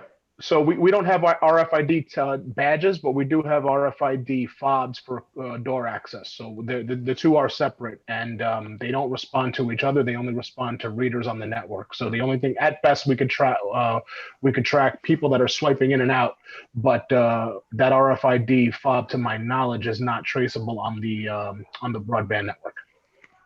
So do we need? I mean, the students don't have fobs, right? No, sir, not to my knowledge. They're issued to staff for building access. So, I mean, maybe one of the things, because, you know, sort of having a fob and a badge is kind of silly. You know, at some point, maybe we really should start looking at having RF in those badges, get rid of the fobs, and just have one central access system that, you know, if we had to, we could really look back and see. You know, I mean, there's a bunch, again, we need, you know, back to John's point, we need the lawyers to take a look at, you know, privacy issues and how do we shut them off. I know when we do them in IBM or any of those places, we have to shut them off when they go in the bathrooms. We have to, you know, there's a whole ton of rules about where you can and cannot trace. But it's probably not something, it's probably something we should keep on the radar. Moving forward. Yep, we were looking at updating our card access, or our door access system is approaching end of life, and I touched on that, I think, when we did the camera presentation. So it's on our radar. Expanding that type of a system to account for real-time, basically positioning tracking for card carriers would be a bit more of an investment, but it's certainly not a far leap from where we're already looking to go. Okay. All right. Elliot, did you want to? Sorry, Perry. You may or may not have time. I do apologize. So are you going to talk about like what it's going to look like when you said you're going to go into a tech talk? Are you going to talk about what it's going to be like if they're at home, and what it's going to look like with the students if they're at home, online learning and so on? I certainly can. I don't know if we were going to do the teaching and learning subcommittee piece, I think coming up next, Laura, or somewhere close, right? Seems like a nice segue. And of course, the question, no, sorry. The question, it's more about technology. The question I have, and you might have said it, and I do apologize. The dogs were barking, so I couldn't hear it. I know, and I'm speaking just because I've seen the letters that have come home from Lourdes. What Lourdes plans to do is they're going to have 3 days in school. The kids are going to break it up into A group and B group. This is the letter that they sent home as of right now, and I know that things could change as of, you know, August, whatever the next August date is. But what they're planning on now is they're doing 3 days live in person in school, so they're doing half capacity. 3 days in school, and then 2 days at home, and then the following week, those kids that were at home for 2 days are now going in 3 days, and then they're at home for 2 days. But while they're at home, they are going to be following the guide, the school schedule, like what Chris was saying earlier. They're going to be following the school schedule. So if they have an 8 o'clock religion class or math class, they have to get up and log in, and there's going to be a live stream. So those kids are acting as if they're going to school every single day. I couldn't hear what you said before. Is that something that's not possible in Millbrook? You cannot do that? So that's exactly what I was getting into a little bit earlier, Claudia, and that is that the infrastructure of the district and the infrastructure of the county cannot support all of our schools going into that mode at the same time. what we're capable of again, regionally, the capability is capped at roughly 10% of that would be considered synchronous learning. So like right now, this is a synchronous session, right? We're seeing each other in real time. And from a technical perspective, we're sending audio and video data back and forth through our respective networks, right? So I'm sending a signal right now from my house, and Laura's in her office. And so right now at the district office, I see Laura, Brian, Caroline. So there's a handful of our folks that are on campus right now sending and transmitting. If you take that number and you say that we have roughly 120 teachers that would be online at the same time, and you cut our student population in half, that would be roughly 400 students plus our 100 teachers. That's 500 people transmitting audio and video data back and forth. Our network and the county network can't support that volume of traffic. What they can do is roughly 10% of that number as currently configured. And so I think to answer your question of what would it look like for students at home, that's something that we're working with the teaching and learning subcommittee on, is to say, okay, so I can't turn a camera on and stream you into the home of the kids that aren't here. So with that, how do you package your lessons and structure your delivery of content in a way that's easily receivable for them, that can keep them on some sort of a schedule and keep the communication going between teacher and student, albeit not in a synchronous fashion to what's happening in the live classroom? So if Lord's utilized, say, Optimum Business instead of, the county's network, is that because I'm confused as to if Lord's is basically saying that 50 to 60% of all their students are going to be online with teachers every day, then I don't understand how they're able to access capacity that we don't seem to have access to. Honestly, Perry, I don't know that they can. I mean, this could be something that they very much want to do. And I mean, we have the resources of BOCES and every vendor that supports our BOCES to help us do this analysis. And it took us months to figure out what the number would be. And I don't know if Lord's has that capability. I know that we're restricted by our subscription to bandwidth as a district, but also because a lot of our content filtering and support, network support, comes through the BOCES, that their limitations translate to our limitations as well. If we were to go outside of the BOCES network and try to do it on our own, right? Let's just throw money at the problem and fix it. We would also have to replicate all the services that we get from BOCES, which is our Paladin network monitoring, our content filtering, the things that we do to keep our network healthy and our kids safe would all have to be replicated on a one-to-one rather than through the BOCES. Yeah, my point, I get it. I mean, the internal campus to Lord's has tremendous wiring because I know the company that owned it before Lord's was there. There's fiber at the yin yang, but that doesn't do anything to get you connected to the homes. So right. I'm curious as to, and maybe, I know you probably got 8 million things to do, but maybe you can check into how Lord's thinks they're going to be able to enable, the entire student population to be online at one time. And now maybe, like I said, maybe they had Xfinity do something strange, Optimum, who knows? But it'd be nice to know.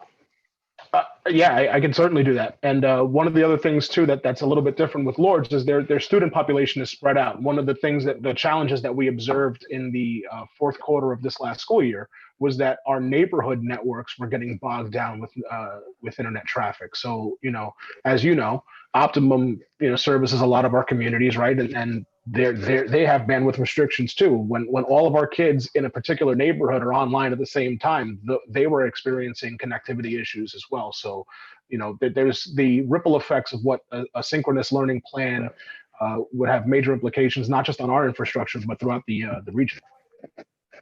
Elliot, would it be an option to record and post it same day for maybe the next day lesson just staggered learning type of thing? Yes, Chris, absolutely. And that's one of the recommendations that we've been working with the teaching and learning subcommittee was, it's kind of posing the question and letting our amazing teaching staff get creative in ways that they never have before, right? It's like, if you can't connect with the kid right now in real time, what can you do? And a lot of them were discussing and exploring the flipped classroom model where they post content and have it downloaded and processed by their students independently. And then when they get back to school in a hybrid setting, they would be able to unpack and really drill down some of the pre-recorded content. And that's the most simplistic way to do it, is to say, if we're going to have a teacher, I'll give you just one of the many examples that came out of our subcommittee. If we're going to have a teacher delivering a lesson to students in real time for 12 students in the room with 12 students at home, they could record, and Caroline said, right, it could be just the screen, it could be just their voice, it could be a pre-recorded PowerPoint session that gets recorded while they're delivering it in the classroom, and then it gets posted later that evening, and maybe the kids at home are on a one-day delay, because we do want to afford our teachers to do a little bit of editing and modification if they need to make it a little bit more user-friendly for the children that aren't on campus. Just be careful. I mean, SNHU does everything that way. And I can't imagine any student under the age of, 6th or 7th grade being able to deal, because there's no ability at that point. You watch a lesson. If you have a question, oh well, you wait till the next day or the day after, you send an email to the teacher. You're talking 4th and 5th graders that need that. What do you mean? Where'd that come from? Interaction. I just. Anyway, you guys know your job better than I do. I would just be very careful with some of that. Perry, sorry, one more question. Actually, it's Rick. Rick, you haven't heard anything different from Lourdes. That's what you got the same letter, right? That's how you understood it all? I'm sorry. I had optimum power outage in my area, so I ran to my brother's house for the meeting, and then I lost connection a couple times here. So I missed the last piece of it. So I don't know exactly what you asked, but when I logged back on, I heard you talking about Lourdes' plan. And yes, my understanding is that Lourdes is going to have students. So if my daughter was in the initial Monday, Wednesday, Friday group cohort of students, the second week she would attend on Tuesday, Thursday. When she's not in attendance in school, they had shared that in most of their classes, they're going to provide live streaming. Okay, Is that that's your what I thought. question? I just want to make sure I was on the right page. Okay. Okay. So, So, I mean, listen, we can look into it. We can see what they're going to do or try to help you out. I mean, you can call the tech department there or another school. I was just trying to figure it out. That's all. They're going to use the same network that made you go over to your brother's house, Rick? Yes, but funny enough, as Claudia was asking me a question, I just got a text message that my optimum storage has just been restored. So I could go home if you want. Just leave the keys with your kids. That's There all, you so go. they can drive back and forth. Hey, can I ask one last question, Elliot? Sure. That? Would it make any difference if, and I know it would take quite a bit of them, if you had jetpacks or hotspots within the classrooms to pick up the reception and broadcast it? It could, and we fortuitously live underneath an AT&T cell tower, and we've got pretty good connection with our AT&T hotspots that we purchased for our students that don't have internet at home. We've tested them on campus; they work really well. The issue is the back and forth traffic.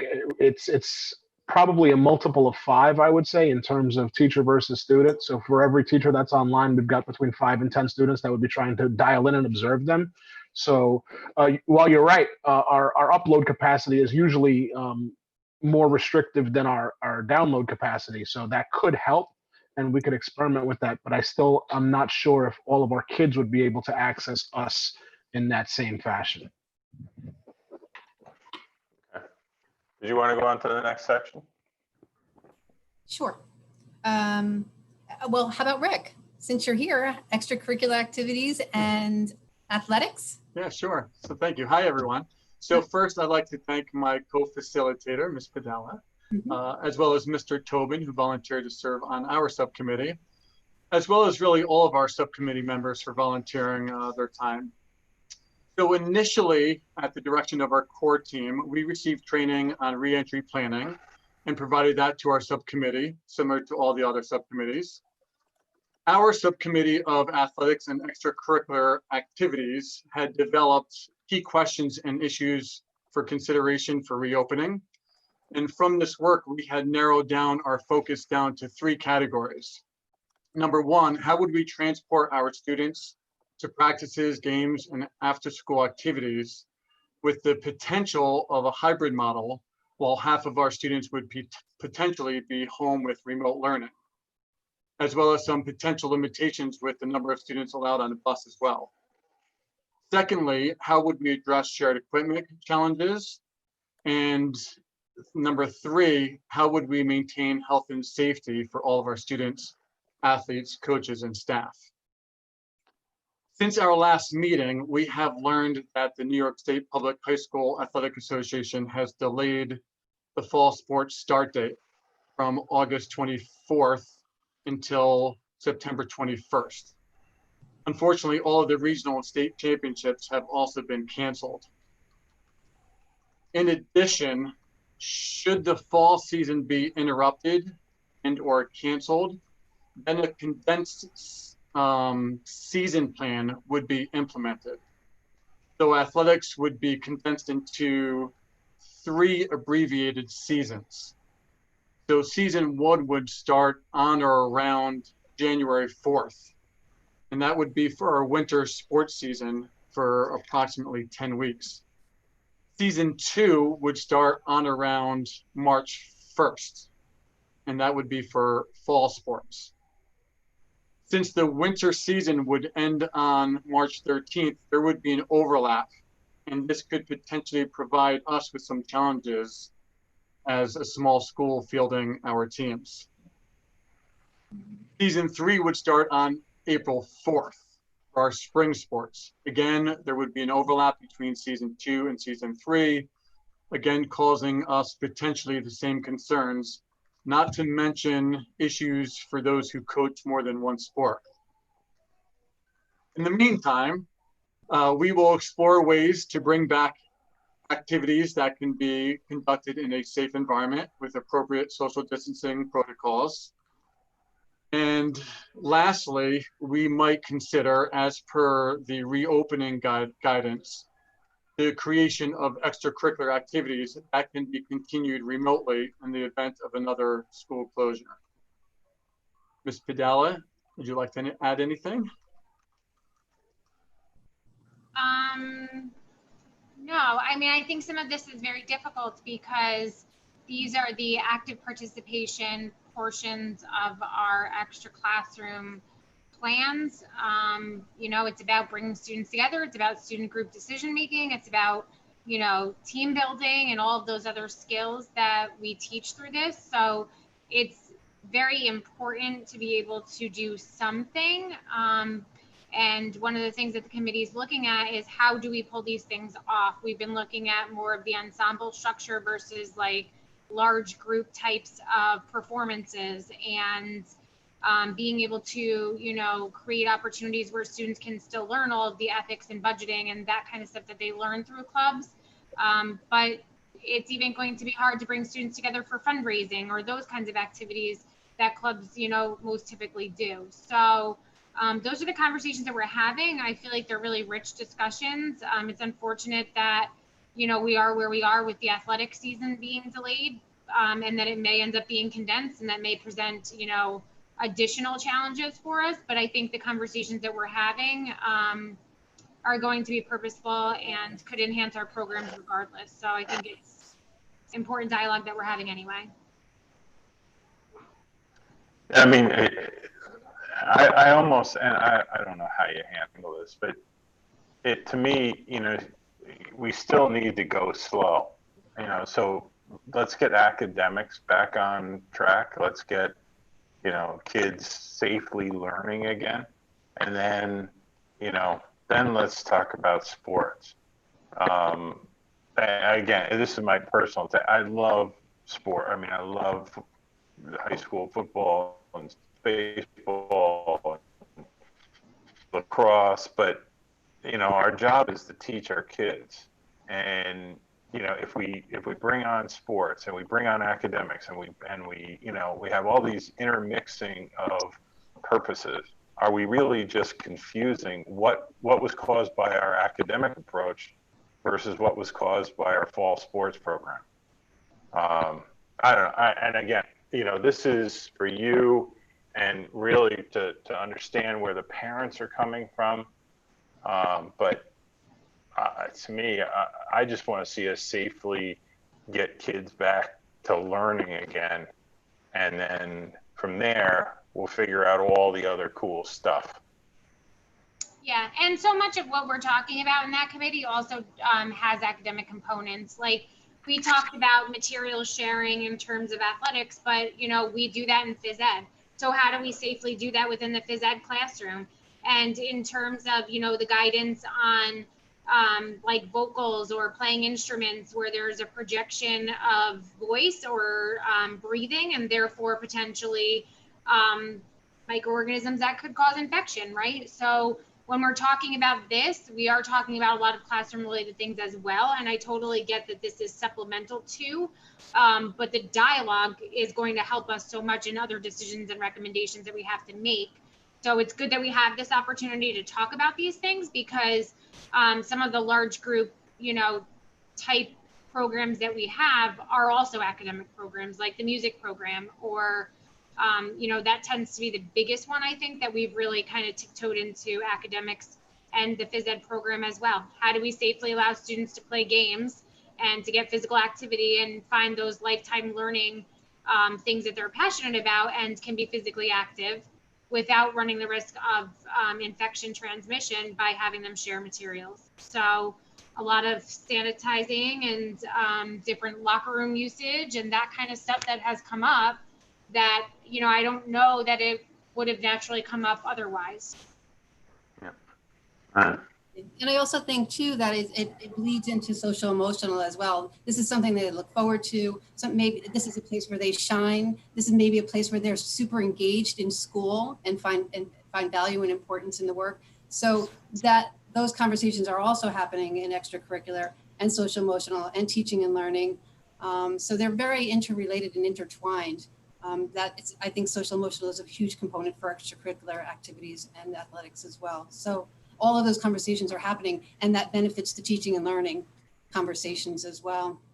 I mean, if you look at sports especially, I mean, it's embedded in our DNA that social distancing is wrong.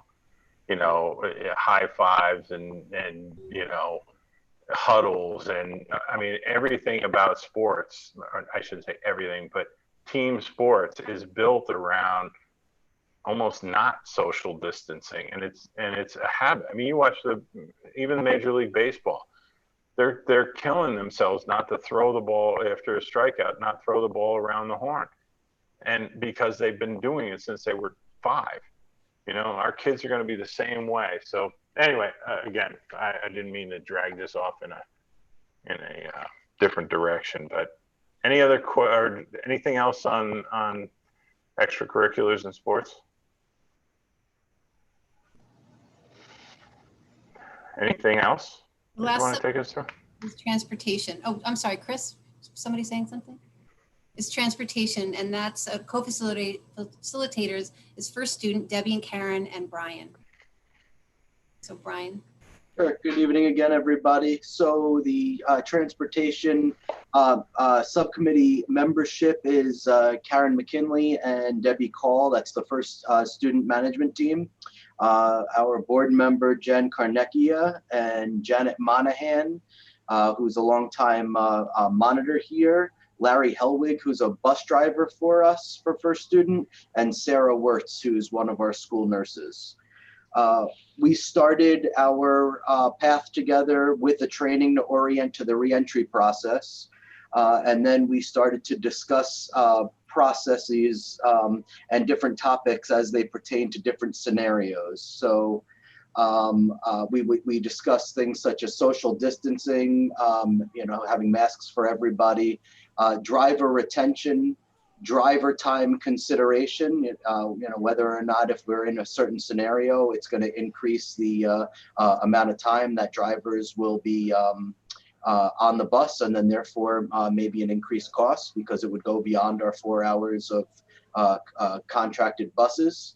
Certainly driving time for students, temperature checks if they had to happen on the bus, parent drop-off, disinfecting the bus, social distancing at bus stops, bus rooms, whether or not we needed to be able to have bus rooms in buildings, and then parent pickup, and timing of school starting and how much we may or may not have to stagger transportation runs based on maybe even need for disinfecting in between runs.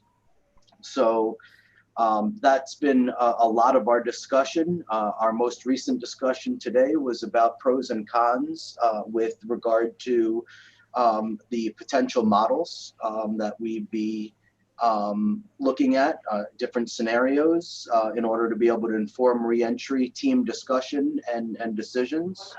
And then we were reviewing all of the assurances that SED is requiring us to be able to make with regard to transportation when we submit our reentry plan. And some of those include that.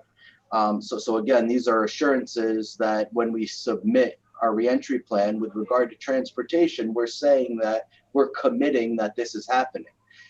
So we're saying that all buses are going to be used every day by districts and that they'll be cleaned and disinfected at least once per day, that every high contact spot will be wiped down after each run, that school buses that cannot be equipped with sanitizer due to its combustible composition.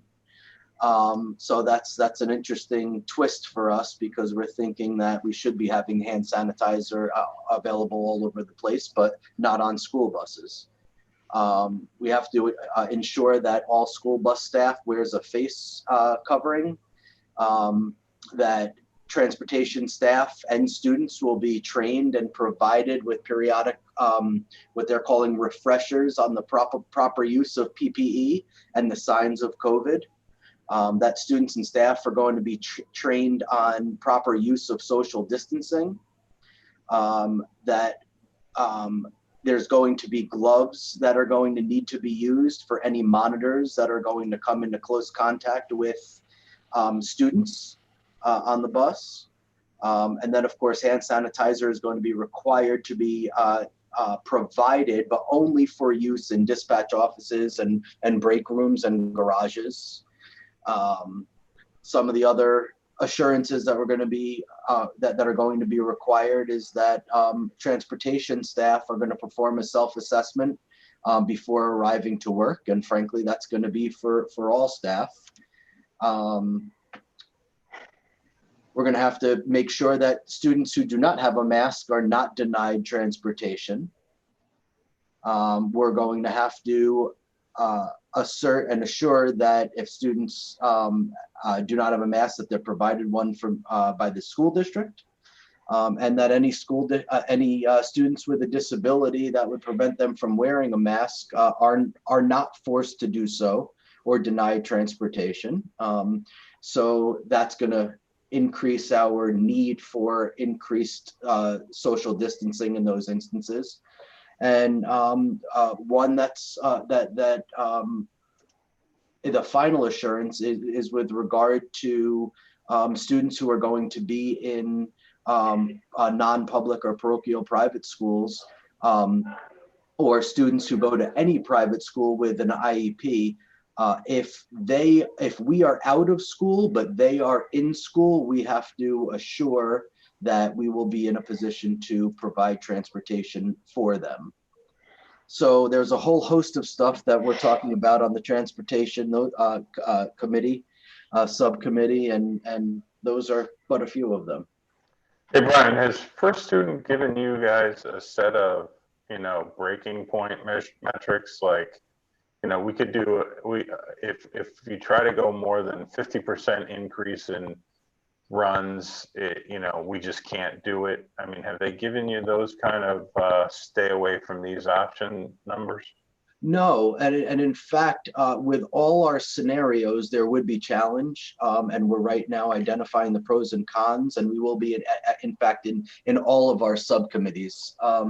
But in fact, First Student is saying that they will be able to work with us in no matter what scenario we're going to be in. So the exciting part about that is with their cooperation, it can be true that it's the teaching and learning and the best case scenario for our education system that is guiding these decisions, and we are going to figure out on the transportation side exactly what we have to do to accomplish it. But we are going to be able to transport all of our kids, and it's just going to be about the challenge about how we're going to do it. So I wouldn't say that there's any breaking point.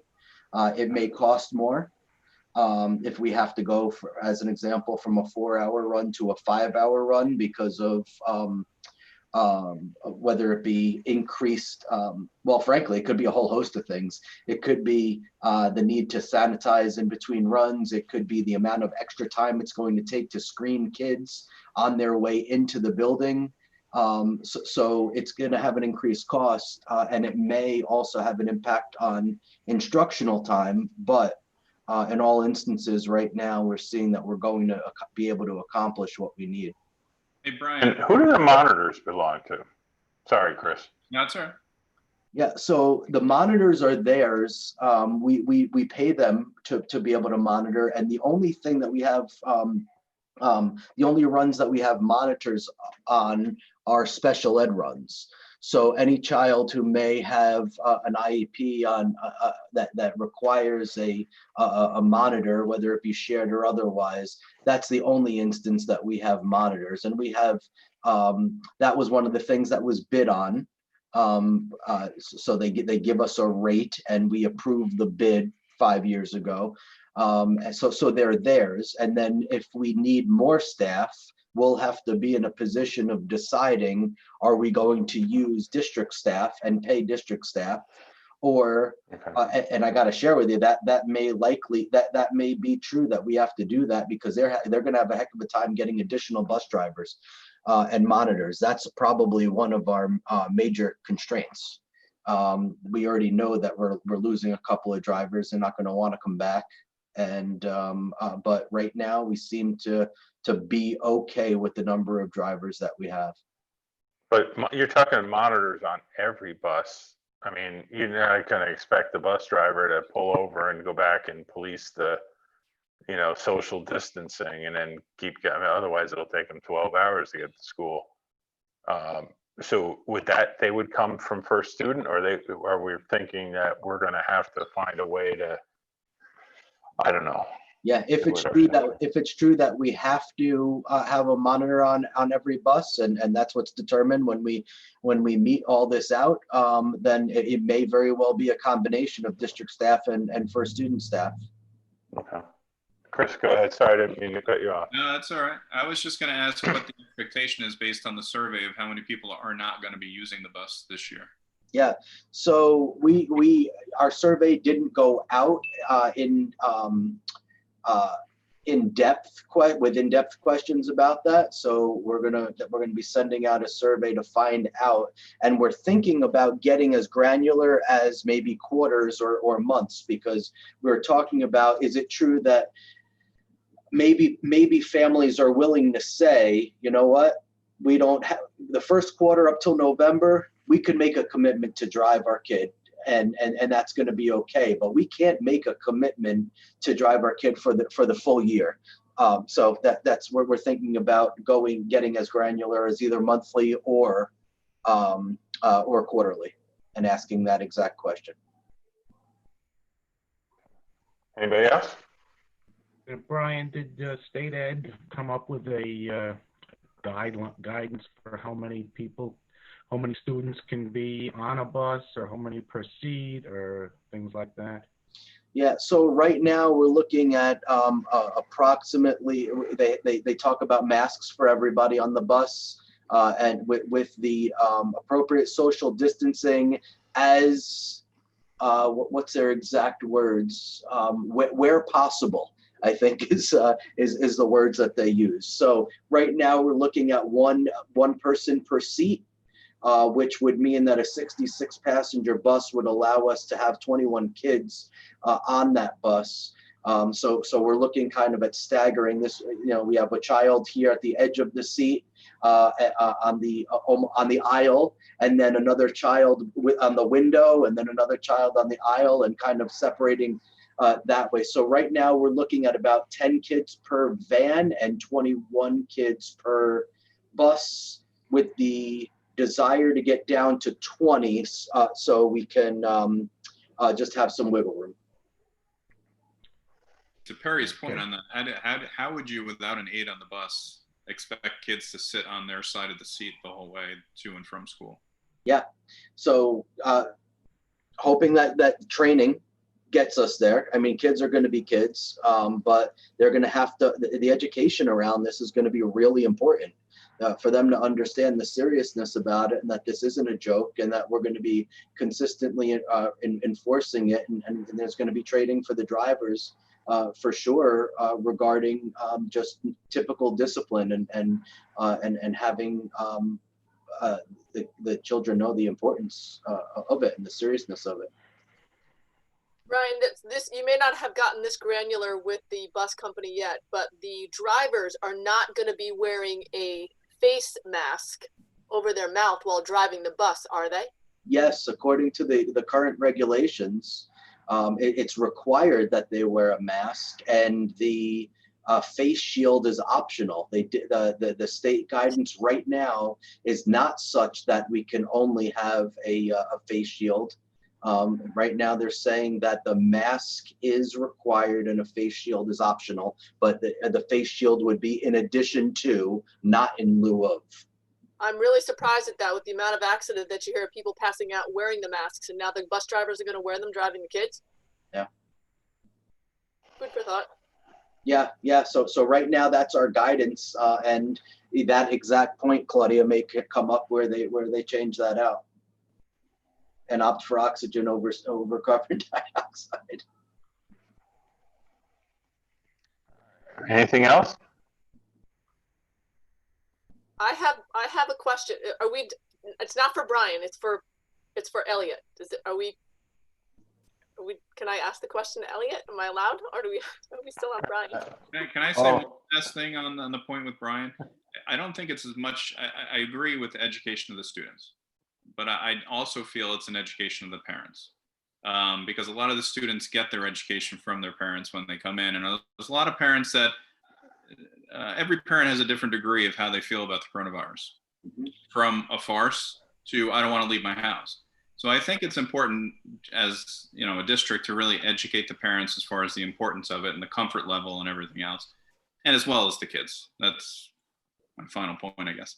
Yeah, so thanks for saying that. And to that point, Chris, the state even acknowledged how important that is, just in terms of that they had their own subcommittee for community outreach and for communication and community engagement around that. So yeah, couldn't agree more. And the state agrees as well.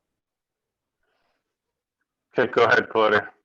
So the question I have is, Elliot, I don't know, because I can't, when they break off into the different committees, I know that this last couple of months for my child was challenging, the fourth quarter. What is it, how are you going to know where these kids are? Like, I don't know what the teachers have said, or what the plan is on that committee, but the kids, how do we know where they are in terms of learning? Like, what is there? How do we know if they're behind or not?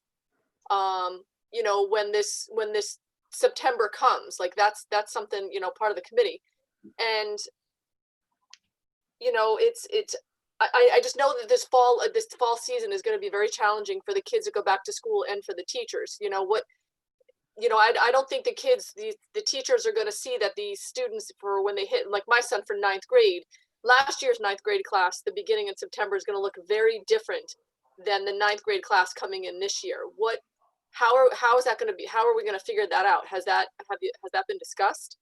And part two of the question is, and Perry, this is right up your alley, sort of, because this is something that you're very passionate about, is how are you going to track the data? I know that data is a big point in where these kids are. How is that going to be tracked?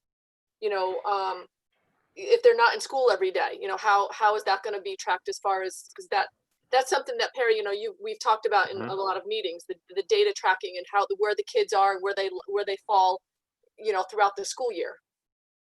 Yeah, I think that question is more for Caroline, really. is to, how are we going to get a better picture of the initial, reentry assessment, and then how do we ensure, that kids are actually going to school if they're, let's say it's not 100% back at school all the time. I'm assuming that one of the groups is dealing with that. I'll speak from the committee perspective, but this is a pretty big question, and I will be very grateful and hopeful that my colleagues in the room will chime in as needed. But I'll say that the committee is looking at attendance and engagement are two big things, and I'll kind of start and on Perry's comment there. How we track attendance, what attendance looks like, is all being revisited, and it's been part of the committee discussion, and I think that's evolving with the different hybrid scenarios that we're looking into, right? Because how we structure ourselves, whether we're 100% distance learning or if we're in some sort of part-time live instruction process, will inform how we take attendance and how we track student engagement. The committee work specifically hasn't really drilled down the assessment piece, and I'll ask Caroline to jump in on that. But I will say that one of the things that we've been given guidance on are recommendations to spend the early part of the school year on training, teaching, and social emotional support. So there's not going to be a lot of a focus on new content delivery so much as really finding out where our kids are, both socially and emotionally, as well as academically. Caroline, I'm going to jump in on that. Yeah, sure. So a couple of things before we left in June, and I say left, but I guess before the teachers were finished with their responsibilities for the school year, we did actually have meetings where we used standards checklists with the New York State Common Core and some of the next gen standards where those are applicable. And we actually had the teachers go through and have those discussions as grade levels to be really specific in terms of what typically would be taught, say, in second grade, but wasn't necessarily taught to the point of like mastery for their students. So they were able to articulate that between grade levels, and they were also able to articulate that between buildings, so that it shouldn't come as a surprise where anyone is anticipated to be, because I agree with you, there could very well be learning gaps here. So with that, there is some information, there's baseline data, and Elliot alluded to the fact that in the beginning, we may also have some time where they would be able to reassess. We had some teachers utilize programming such as like Happy Numbers or ReadWorks or Reading A to Z, where they're able to still get some of the assessment data that they would utilize in the building and be able to do that via like a remote program. Some other teachers are able to, they were able to use Seesaw, which is one of the learning management systems that was offered free for teachers in this past spring. And they were able to do things like assign a student a book to read, and actually the student was able to record themselves reading it, so the teacher could actually do the similar assessments that they would do in the school building, they were able to do even via distance. So it's setting up some of those platforms where they have access to that type of technology, where they're able to do that and be able to track this data similar to how we would in the school. It's going to require some scheduling on the part of teaching and learning buildings and teachers with parents to be able to make it work given whatever scenario we find ourselves in the fall. But I think it's all possible given the right structures. Was there another part of your question? I'm sorry. Yeah, it's about the data tracking. How, last year you were giving us, how the kids were doing throughout from September to October, October to November, the green and red bar, the tracking. So yeah. How is that, is that something that Elliot has to do? Is that something you do? Is that who does that? No, well, I guess it's my office with Elliot. We have some tech that's going to be required to make it happen, especially via distance. We have a new benchmarking system that is web-based. So IXL is the program that can actually do benchmarking for the math and DLA programs, as well as using a learning management system similar to Seesaw might allow for teachers to be able to do those assessments. They are aligned to the Fountas and Pinnell levels that we use. So they're aligned to Teachers College and Fountas and Pinnell, which is what we use anyway. So we would be able to get pretty accurate readings, so long as we have the opportunities for teachers to be able to have that time with students to be able to do those reading assessments on a monthly basis. Scheduling is going to be an issue for that, for sure. And then also the opportunities for teachers to engage in that way. Seesaw was one way. Some teachers did that this past couple of months. That seemed to be pretty effective. And then Reading A to Z is actually a program where students can do it independently. But I think if we're going to have reportable, valid data, there has to be some sort of educator control of that too.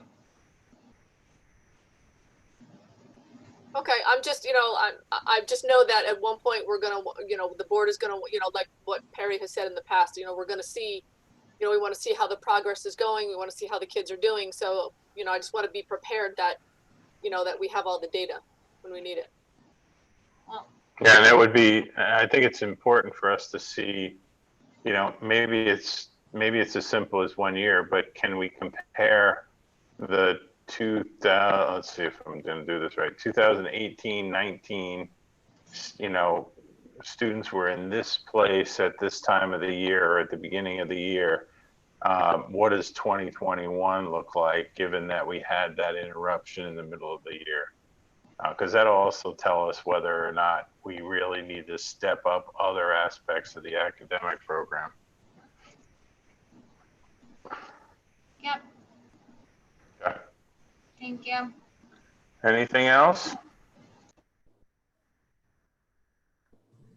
Okay. Next thing on the agenda was Elliot, Director of your Data Services, Technology Data Services update. Want me to go? Yeah, go ahead. Cool. Sorry, I didn't want to make sure I wasn't cutting anybody off. So I just wanted to, and thanks for letting me do this today. I know we've been talking a lot about all the other things we have going on. So hopefully some of this is a little bit of good news, in spite of all the uncertainty that we're dealing with right now. So I wanted to just update the board on a couple of big projects that we have going on and where we are as a department. And some of this I touched on already, so I'll go a little bit quickly. Last time I presented to the board was about the video management system upgrade, which is our closed circuit camera system. So the board authorized a budget of $250,000 that would allow us to upgrade the entirety of our video management system to the best of our capability, including the servers that drive the program, the software, and every camera in the district. I am happy to report that with purchase orders issued to the tune of $249,701.20, I am just barely under that budget. But with that money, we've been able to replace the entire system, every camera in the district, including the field cameras at the athletic facility. And we've also been able to add 5 intercom cameras and door access systems that will integrate our intercoms to our video management system. When I first presented this to the board, I told you that we were going to spend about $250,000 and about 190 of that would be the net expense after aid. Thanks to some help from our friends at BOCES and Mr. Freed's guidance, we've been able to reduce that net expense after aid to $114,000 roughly. So that's on out of spending $250, our net cost to the taxpayer is going to be just about $114,000. That's pretty phenomenal, and I very much appreciate Brian's help in getting that number as low as possible. Take all the credit yourself, Elliot. Don't give any to Brian. I'd love to, but I didn't earn it. Nice job. So thank you for that. The work has already begun. Our servers are being set up at the vendor's location up in Albany, and they're going to be on site on Monday doing the server installation. The most important thing for me for this project is that the new system is going to be built in parallel to the old system, which means we will be virtually online on both systems with little to no blackout time or location. And a big thank you to Mike Ragusa also, because Mike was able to identify not just areas where we needed to replace cameras, but areas where we needed to add cameras. So we're effectively eliminating some of our blind spots that we've had in the past in a very efficient way. So thank you to Mike for helping make that happen. And again, as reported the last time, as proposed, we're going to be online and operational by the beginning of school, whatever that looks like in September. So that's our big technical project. We're doing a communications project. We are going to be expanding our usage of the Blackboard system. Blackboard, for those that don't know, is the company that operates and manages our website, or hosts our website for us. But Blackboard does a lot of other things. And so we are going to be transitioning away from School Messenger, which is our mass notification program, in favor of incorporating I guess there's some appreciation for that. So this is something that Laura and Brian asked me to look into pretty early on in my time in the district. And so long story short, we're going to be expanding our subscription to Blackboard services. This will include mass notifications.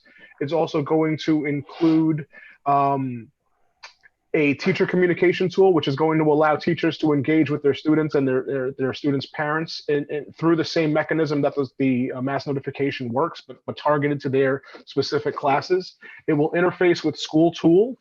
It will, they operate on a, what they call COPE, create once, post everywhere. So when we have to post a delayed opening for weather, for example, we create it once, it goes to the website, all the school subpages, it goes out to social media, it goes out phone, email, text, and we're also subscribing to the Blackboard's integrated mobile communications app. We're gonna be they're gonna custom build us an Android and an Apple app for mobile users to be able to get push notifications for these same messages. They're going to be able to access their student records through School Tool if we choose to. They'll be able to check their kids' grades, their kids' schedules, and it's even expandable to include lunch balance notification and attendance. So there's a whole lot that we can do with this integrated communications application. So I'm really excited about it. I had just a startup call this afternoon about getting the ball rolling. We're going to be doing a lot of the data work to integrate Blackboard with our student information system and all of our communications. And if we choose to create a district Twitter account, a district Facebook page, an official account for the district that's not owned by any individual, this system will allow us to push information out to those social media platforms everywhere. So we're really excited about this, right? Because especially now, especially when we're in this distanced environment, communication is key, and we want to bring the message to the people where they are instead of expecting and asking them to come to us to get information. We want to send it out in as many different customizable ways as possible to meet our students and our families where they are. So this is going to be up and running hopefully by September. It's an 8 to 12 week onboarding window, and the window just opened this week. So we're hopeful that we'll have it all in place, fully operational by September. But once we do the data integration in the next 4 to 6 weeks, we should have it at least partially functioning. We're going to maintain our subscription to School Messenger for 3 months so that there's no gap in the event that we have to send something out. We have multiple ways to do it. Better to have 2 ways to do it than no way to do it, right? So that's the plan for the next couple of months. I want to talk about technology equipment. So as I briefly alluded to earlier, there's a lot of districts that have a lot of orders for devices out there, and they're getting lead time notifications of October, November, and December.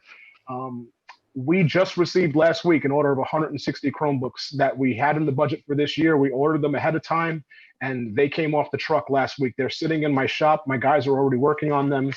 These devices were planned as replacement devices for end-of-life Chromebooks that we had floating around the district. Well, COVID has changed our plans a little bit, and so we're not going to be accessing any equipment this year. We're going to keep everything we have, and with this purchase of 160 devices, Millbrook School District is poised and equipped and prepared to put a device in every student's hand in the district. Not a lot of school districts can say that. I'm pretty proud of that, and we're pretty excited about it. So it brings up a lot of questions. We talked about the Teaching and Learning Committee and what we're looking at. We currently don't have devices issued to our ELM students, our K-2 students, but if we choose to, we can do it. And so what we're going to do is we're going to utilize this purchase to also advance another initiative that's been hanging on. And I don't know if Steve Cabello is still here somewhere, but we're going to be expanding our formal one-to-one initiative to Millbrook Middle School. And so I'm creating a parallel replacement cycle between the middle school and the high school, where we're going to put a brand new device in the hands of every 6th and 9th grader for the time in that school. So a 6th grader comes in, they get a brand new device, they have it 6, 7, and 8. They turn that device back in, they get a brand new device for 9, 10, 11, and 12. It's going to keep our newest equipment in the hands of our heaviest users and the kids that need it the most. And then these devices typically have a 6 to 7 year expected life or life expectancy. And so when we take back those 8th grade and 12th grade devices, we're going to cycle them down to Elm and Alden. So essentially, starting with this current year, with the purchase of 2 cohorts worth of devices, we'll be able to keep one-to-one in some way, shape, or form across the K-12 spectrum. So we're ready to go with that right now. The only piece that's missing is I may need to purchase additional licenses. The expected expenditure, Brian says no, we have no money, so no, I'm kidding. But no, the only thing that we need is, because this was a planned replacement, is I don't have licenses for them. But should we want to explore handing devices to our Elm students, we'll be pretty quickly able to do that. I've already reached out for a quote on buying those licenses through the Duchess BOCES. So, Elliot, do these devices, do these Chromebooks have covers on them? So if they get dropped, like the UAG covers, are they getting the impact resistant covers? I have what's called gumdrop covers and or sleeves, depending on where we're going to assign the devices. So it's going to be a little tough with the lower grades. I've already been working with my team as we recollect and repurpose devices to put the most physically durable ones in the hands of our youngest users. But again, we're going to be giving them our oldest stuff with the expectation that we're going to maintain some attic stock in case there are damages. And it's a bit of a different approach. If I'm going to ask a 1st grader to bring a Chromebook back and forth from home every single day in a normal school environment, but if it's going to live at home and it's not going to move for an extended period, there's less of a risk factor there. And honestly, one of the things that came out of our planning conversations with teachers, we had a couple of informational sessions with teachers at the end of June. We had over 40 teachers in attendance just to share their experiences in this emergency distance learning environment. And one of the things that kept coming up from the Elm staff was that they were looking for Google Classroom connectivity with their parents and the families of their students. Because again, we're not expecting the 1st graders to log in to Google Classroom, but Google Classroom allows mom and dad to connect with the teacher a little bit easier than Google Sites do. And so what I'm working on with our tech team is to be prepared to phase in this I'll say informal one-to-one at Elm, if nothing else, but just to get mom and dad connected with the school and with their teachers. So we're kind of preparing for that worst case scenario. We don't come back and we're doing everything over distance. How can we really enrich the experiences of those K2 kids and their families and bring them into the same fold that the rest of the district is in? And so all of this ties together. The way that we set up their organizational units by cohort, how we issue devices, and whether or not the teachers even have access to Google Classroom. It's all a package deal that we're starting to unpack little bits at a time so that we can roll it out as and when needed. Great. Thank you. You're welcome. So I just wanted to touch on that. We talked about a lot of this already, so I'm just going through my notes pretty quickly. And right now, the other thing that we're doing is we're just doing our regular summer work, which is our guys are going through the district. Our team is going through every single classroom, checking projectors, smart boards, teacher equipment. We're preparing as if we're going to be fully occupied, because from a technology perspective, dialing that back is a lot easier than trying to catch up to a wave that we're not prepared for. So in and amongst setting up a couple of 100 devices between teachers and students, we're also doing our regular PM work. We're coordinating with Mike's team to get in and out of spaces and do our part to support the initiatives across the district. So that's the big stuff I have going on. Does anybody have any questions or want me to expand on anything? Have you talked to any? I know we have the engineer. Well, I'm not sure if we'll have it this year, but we have engineers from IBM come in IBM and Blackboard were, now this is going back a year or so, were key business partners. I don't know if there's anything we can gain from, letting them publish Millbrook as a Blackboard site, school district, but we should look into that relationship and see if there's, money to be had, or at least fame to be had. Look at what Millbrook's doing. Yeah, that's huge. I like I said, I just had my first call, my startup call today. So I'm going to be meeting with their data people and their implementation teams in the next probably 2 to 3 weeks as we move forward. So I will ask the question. I know the one thing that we don't subscribe to is their learning management system, the Blackboard Collaborate, Blackboard Ultra, which is a huge beast unto itself, right? Besides the communication protocol. So, but yeah, and having all these things in place, if we choose to down the line go that route, it wouldn't be Lyft because we already have so many of our integrated systems with them already. So yeah, I'll definitely check that out. Okay. Anything else for Elliot? All right. All right. Thanks so so much. Thanks, Elliot. Why don't we move on? We're only an hour and 2 hours and 7 minutes late. John Rudy here. Hey, John. It takes a little while to get the mute going. Unmute. Good, exciting news about the Blackboard projects. Could I request that some of the chronic problems with our website get fixed also before we jump into brand new things too? Yes, sir. So what part of the deal, and that, thank you, John, for bringing that up, because I should have been more specific on the website. We're actually, part of what we purchased is a retraining for the website, and it's going to be done in 3 different segments. So there's going to be the major system administrator stuff that I'm going to be doing with Sean and James. And then we're also going to be doing a training specific for our folks that get into the system at the building level. So that's going to be for our principals and secretaries that do regular postings, right? Just the day-to-day stuff. And we're going to have a retrain for them. And then we also purchased follow-up trainings that are good through June of 2021, where if they have any questions, they have access to a support network and additional training hours as part of the package deal that we bought. And I mean, a lot of those problems, John, a lot of those problems, I think, come from the fact that you had to update the website, you had to update this, you had to update that, you had to send it out through Messenger.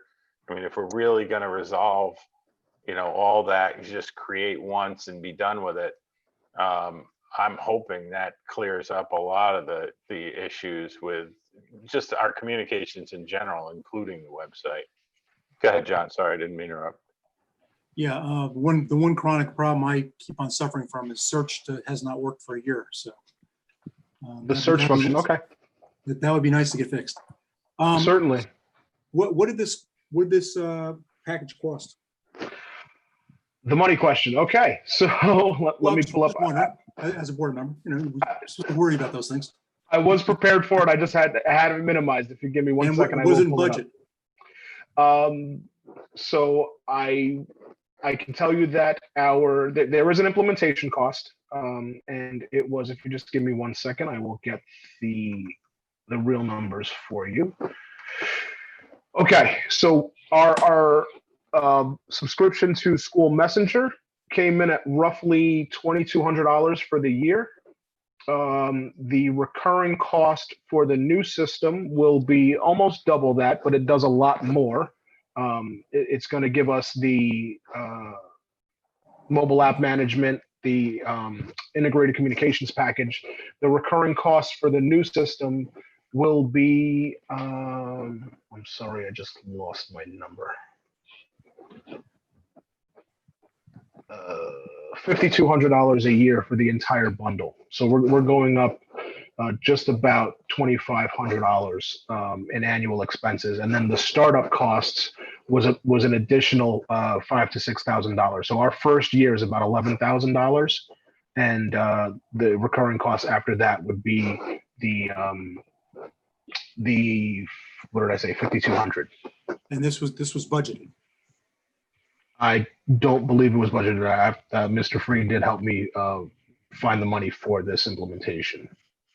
I don't know exactly which it came from. I know we did have savings from other softwares that were not renewed, but I don't know specifically where the dollars came from. I don't know, Brian, if you know exactly where we sourced that. Yeah, that was an end of the year purchase that we made for the purposes of being able to enhance the communication ability across district. Thinking that in a post-COVID world, this is something that we needed to be able to do. So that was a transfer, I believe, and it'll be in your documents, but I'd have to see where the transfer came from. But likely it came from a 263400 line, which is a contractual computer line. I'll have to check on that for you though, where that transfer came from. All right, thank you. And no, but no, John, it wouldn't have been budgeted because it wasn't an initiative in last year up until the point that we really thought about how we were communicating with parents and how we needed to be able to do that and how we just needed to be able to be more efficient with our communications and for parents and families to be able to see, again, as much as we're going to have to communicate even more, they need to be able to see our communications in that post once and see everywhere kind of environment. My only, follow-up comment is, I really would, I think the board should see this kind of stuff, especially when it's strategic investments. This isn't an investment that we had to make once. And I mean, the amount is a one-time thing, but this is part of a strategic initiative. These are things that the board should see in advance. And I'm not saying this is a bad thing. In fact, I think it's a phenomenal thing. I just don't like, oh, and by the way, we spent 11 grand. Oh, where'd it come from? I mean, it's not a conversation we should be having as a board or as a team. So, strategic investments need to be, even if they're money available, previous year, all that good stuff. We need to make sure that we're seeing this as part of a plan. All right. Sir. All right. Anybody else? Okay, why don't we move on? So we've got the district updates and reports, committee membership and schedule. We've still have a couple of spots that we need to put somebody in. District technology, district wellness. Perry, let me stop you for a sec. You've got Howard down as the alternate for the district safety committee. That should be me. Okay, so where am I looking? And I'll jump on the district technology since I'm part of also the district data. I'll do district technology. Okay. All right, and then district wellness, Howard, that was you, I think? Yes, it was me. And so last, last time I said yes. Okay, that's what I thought. All right. So we should be, everybody's cool with what's listed there?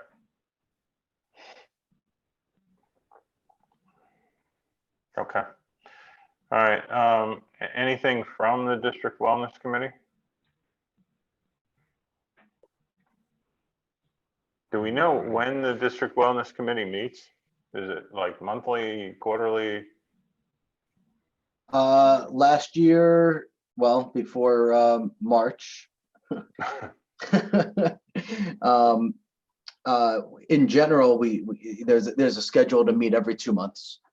Okay. All right. I mean, I'm that schedule assuming. Has not been created. Okay. But, I mean, I'm assuming that some of this is gonna, well, not some of it, probably most of it is going to be a constant, flow over from the COVID reentry status, at least for a while. Okay. The one thing I want to avoid though is, and I've asked Cheryl to get us a schedule of when these committees meet And I feel like some of the committees, we either haven't heard from them or they haven't met in, and again, I know the March to now, but even before that, it didn't feel like some of these committees were meeting on a regular basis, and or that they even, like I think the district data one that we talked about is really, at one point it had a lot of meaning, and then it sort of just kind of, I don't know, I don't want to say faded away, but I want to make sure if we have a committee, if we've asked for people to be on the committee, that they're actually, their time is being respected. And I don't mean just board members, I mean everybody, that their time is being respected, that they're really accomplishing something and they know what they're accomplishing. So anyway, I would like to get from all of these committees, a schedule, a goal statement, a mission statement, whatever you want to call it. This is what we're doing. And we're going to meet every 2 months to go over that. All right. And I don't mean to say everybody has to meet every 2 months. Policy committee, John, did you want to give us anything on that? Yeah, there's some things you should know about here. So there was a meeting with NISBA, the policy team there, who's going to help guide us through this and prepare the website. So we distributed all the 10 series of policies completed. Unfortunately, there were many updates being made to catch us up with the NISBA updates that come out every so often, a few times a year. And we completed all those up to 2019. So there was quite a few things that changed that we needed legal review. And unfortunately that was not ever done. We've tried many times to try to get that done.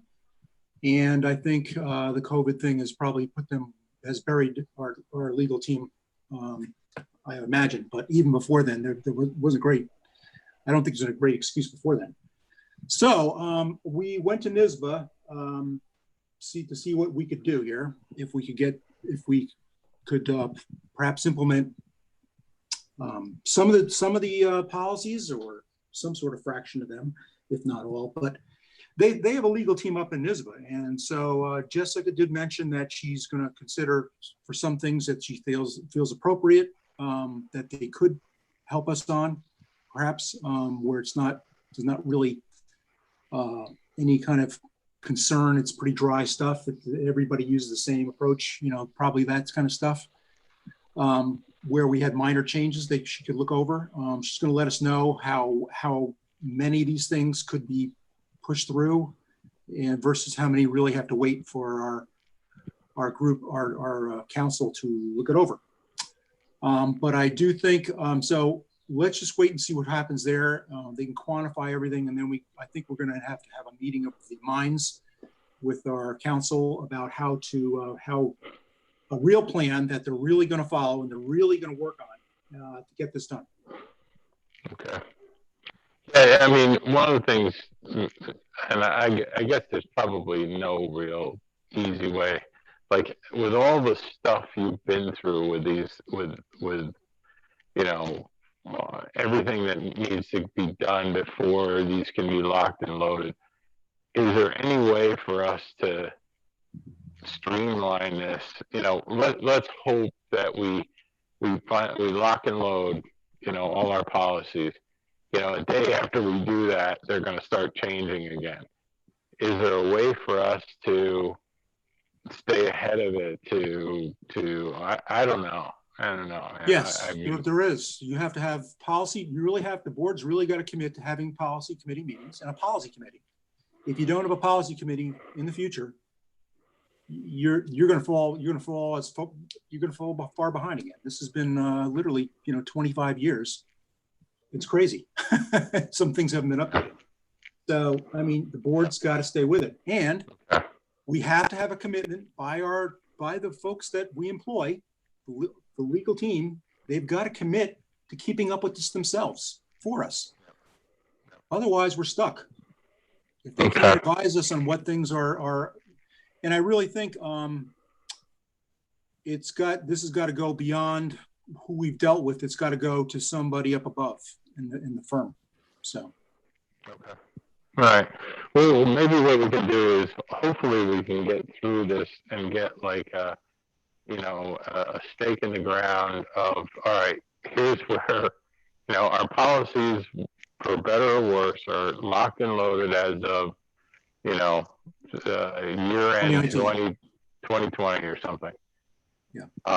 Then, now what do we do? Let's change this thing. So I don't mean the policies, I mean the way we do it so that we don't end up in this position again.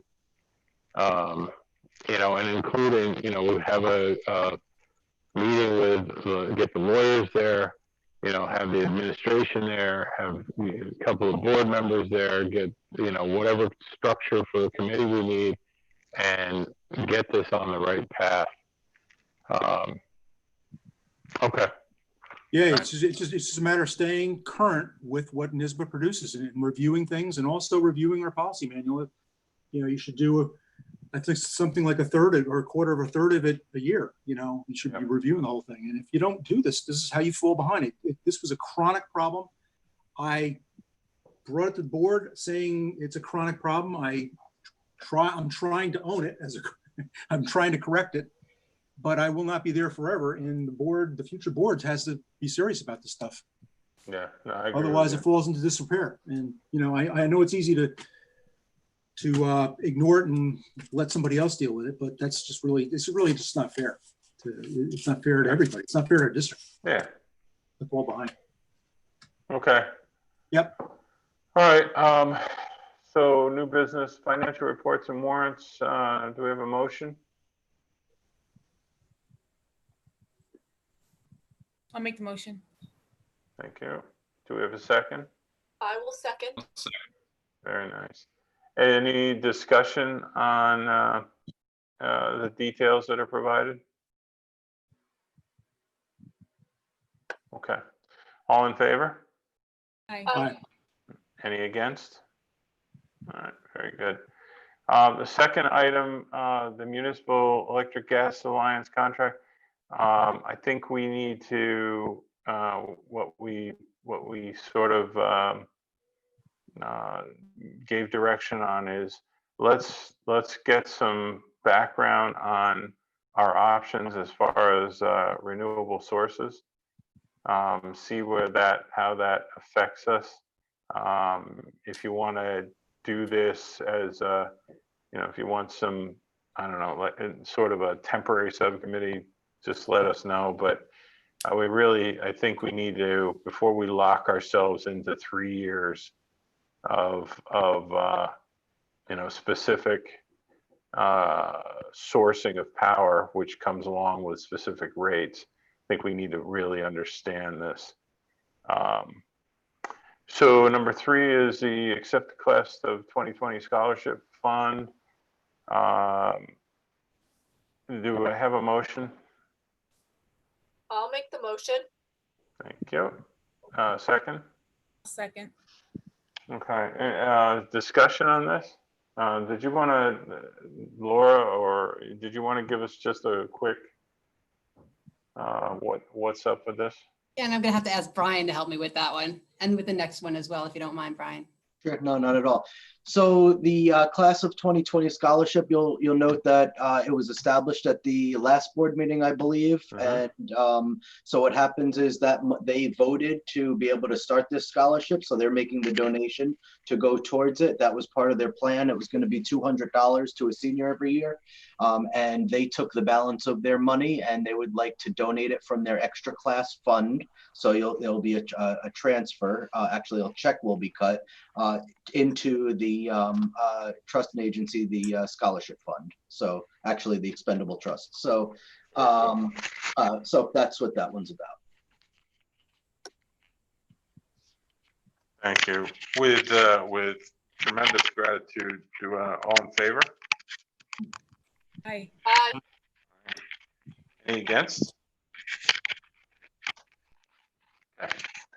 And the next one, actually, the next one was the one I was thinking of. Do we have a motion? So moved. Do we have a second? I'll second.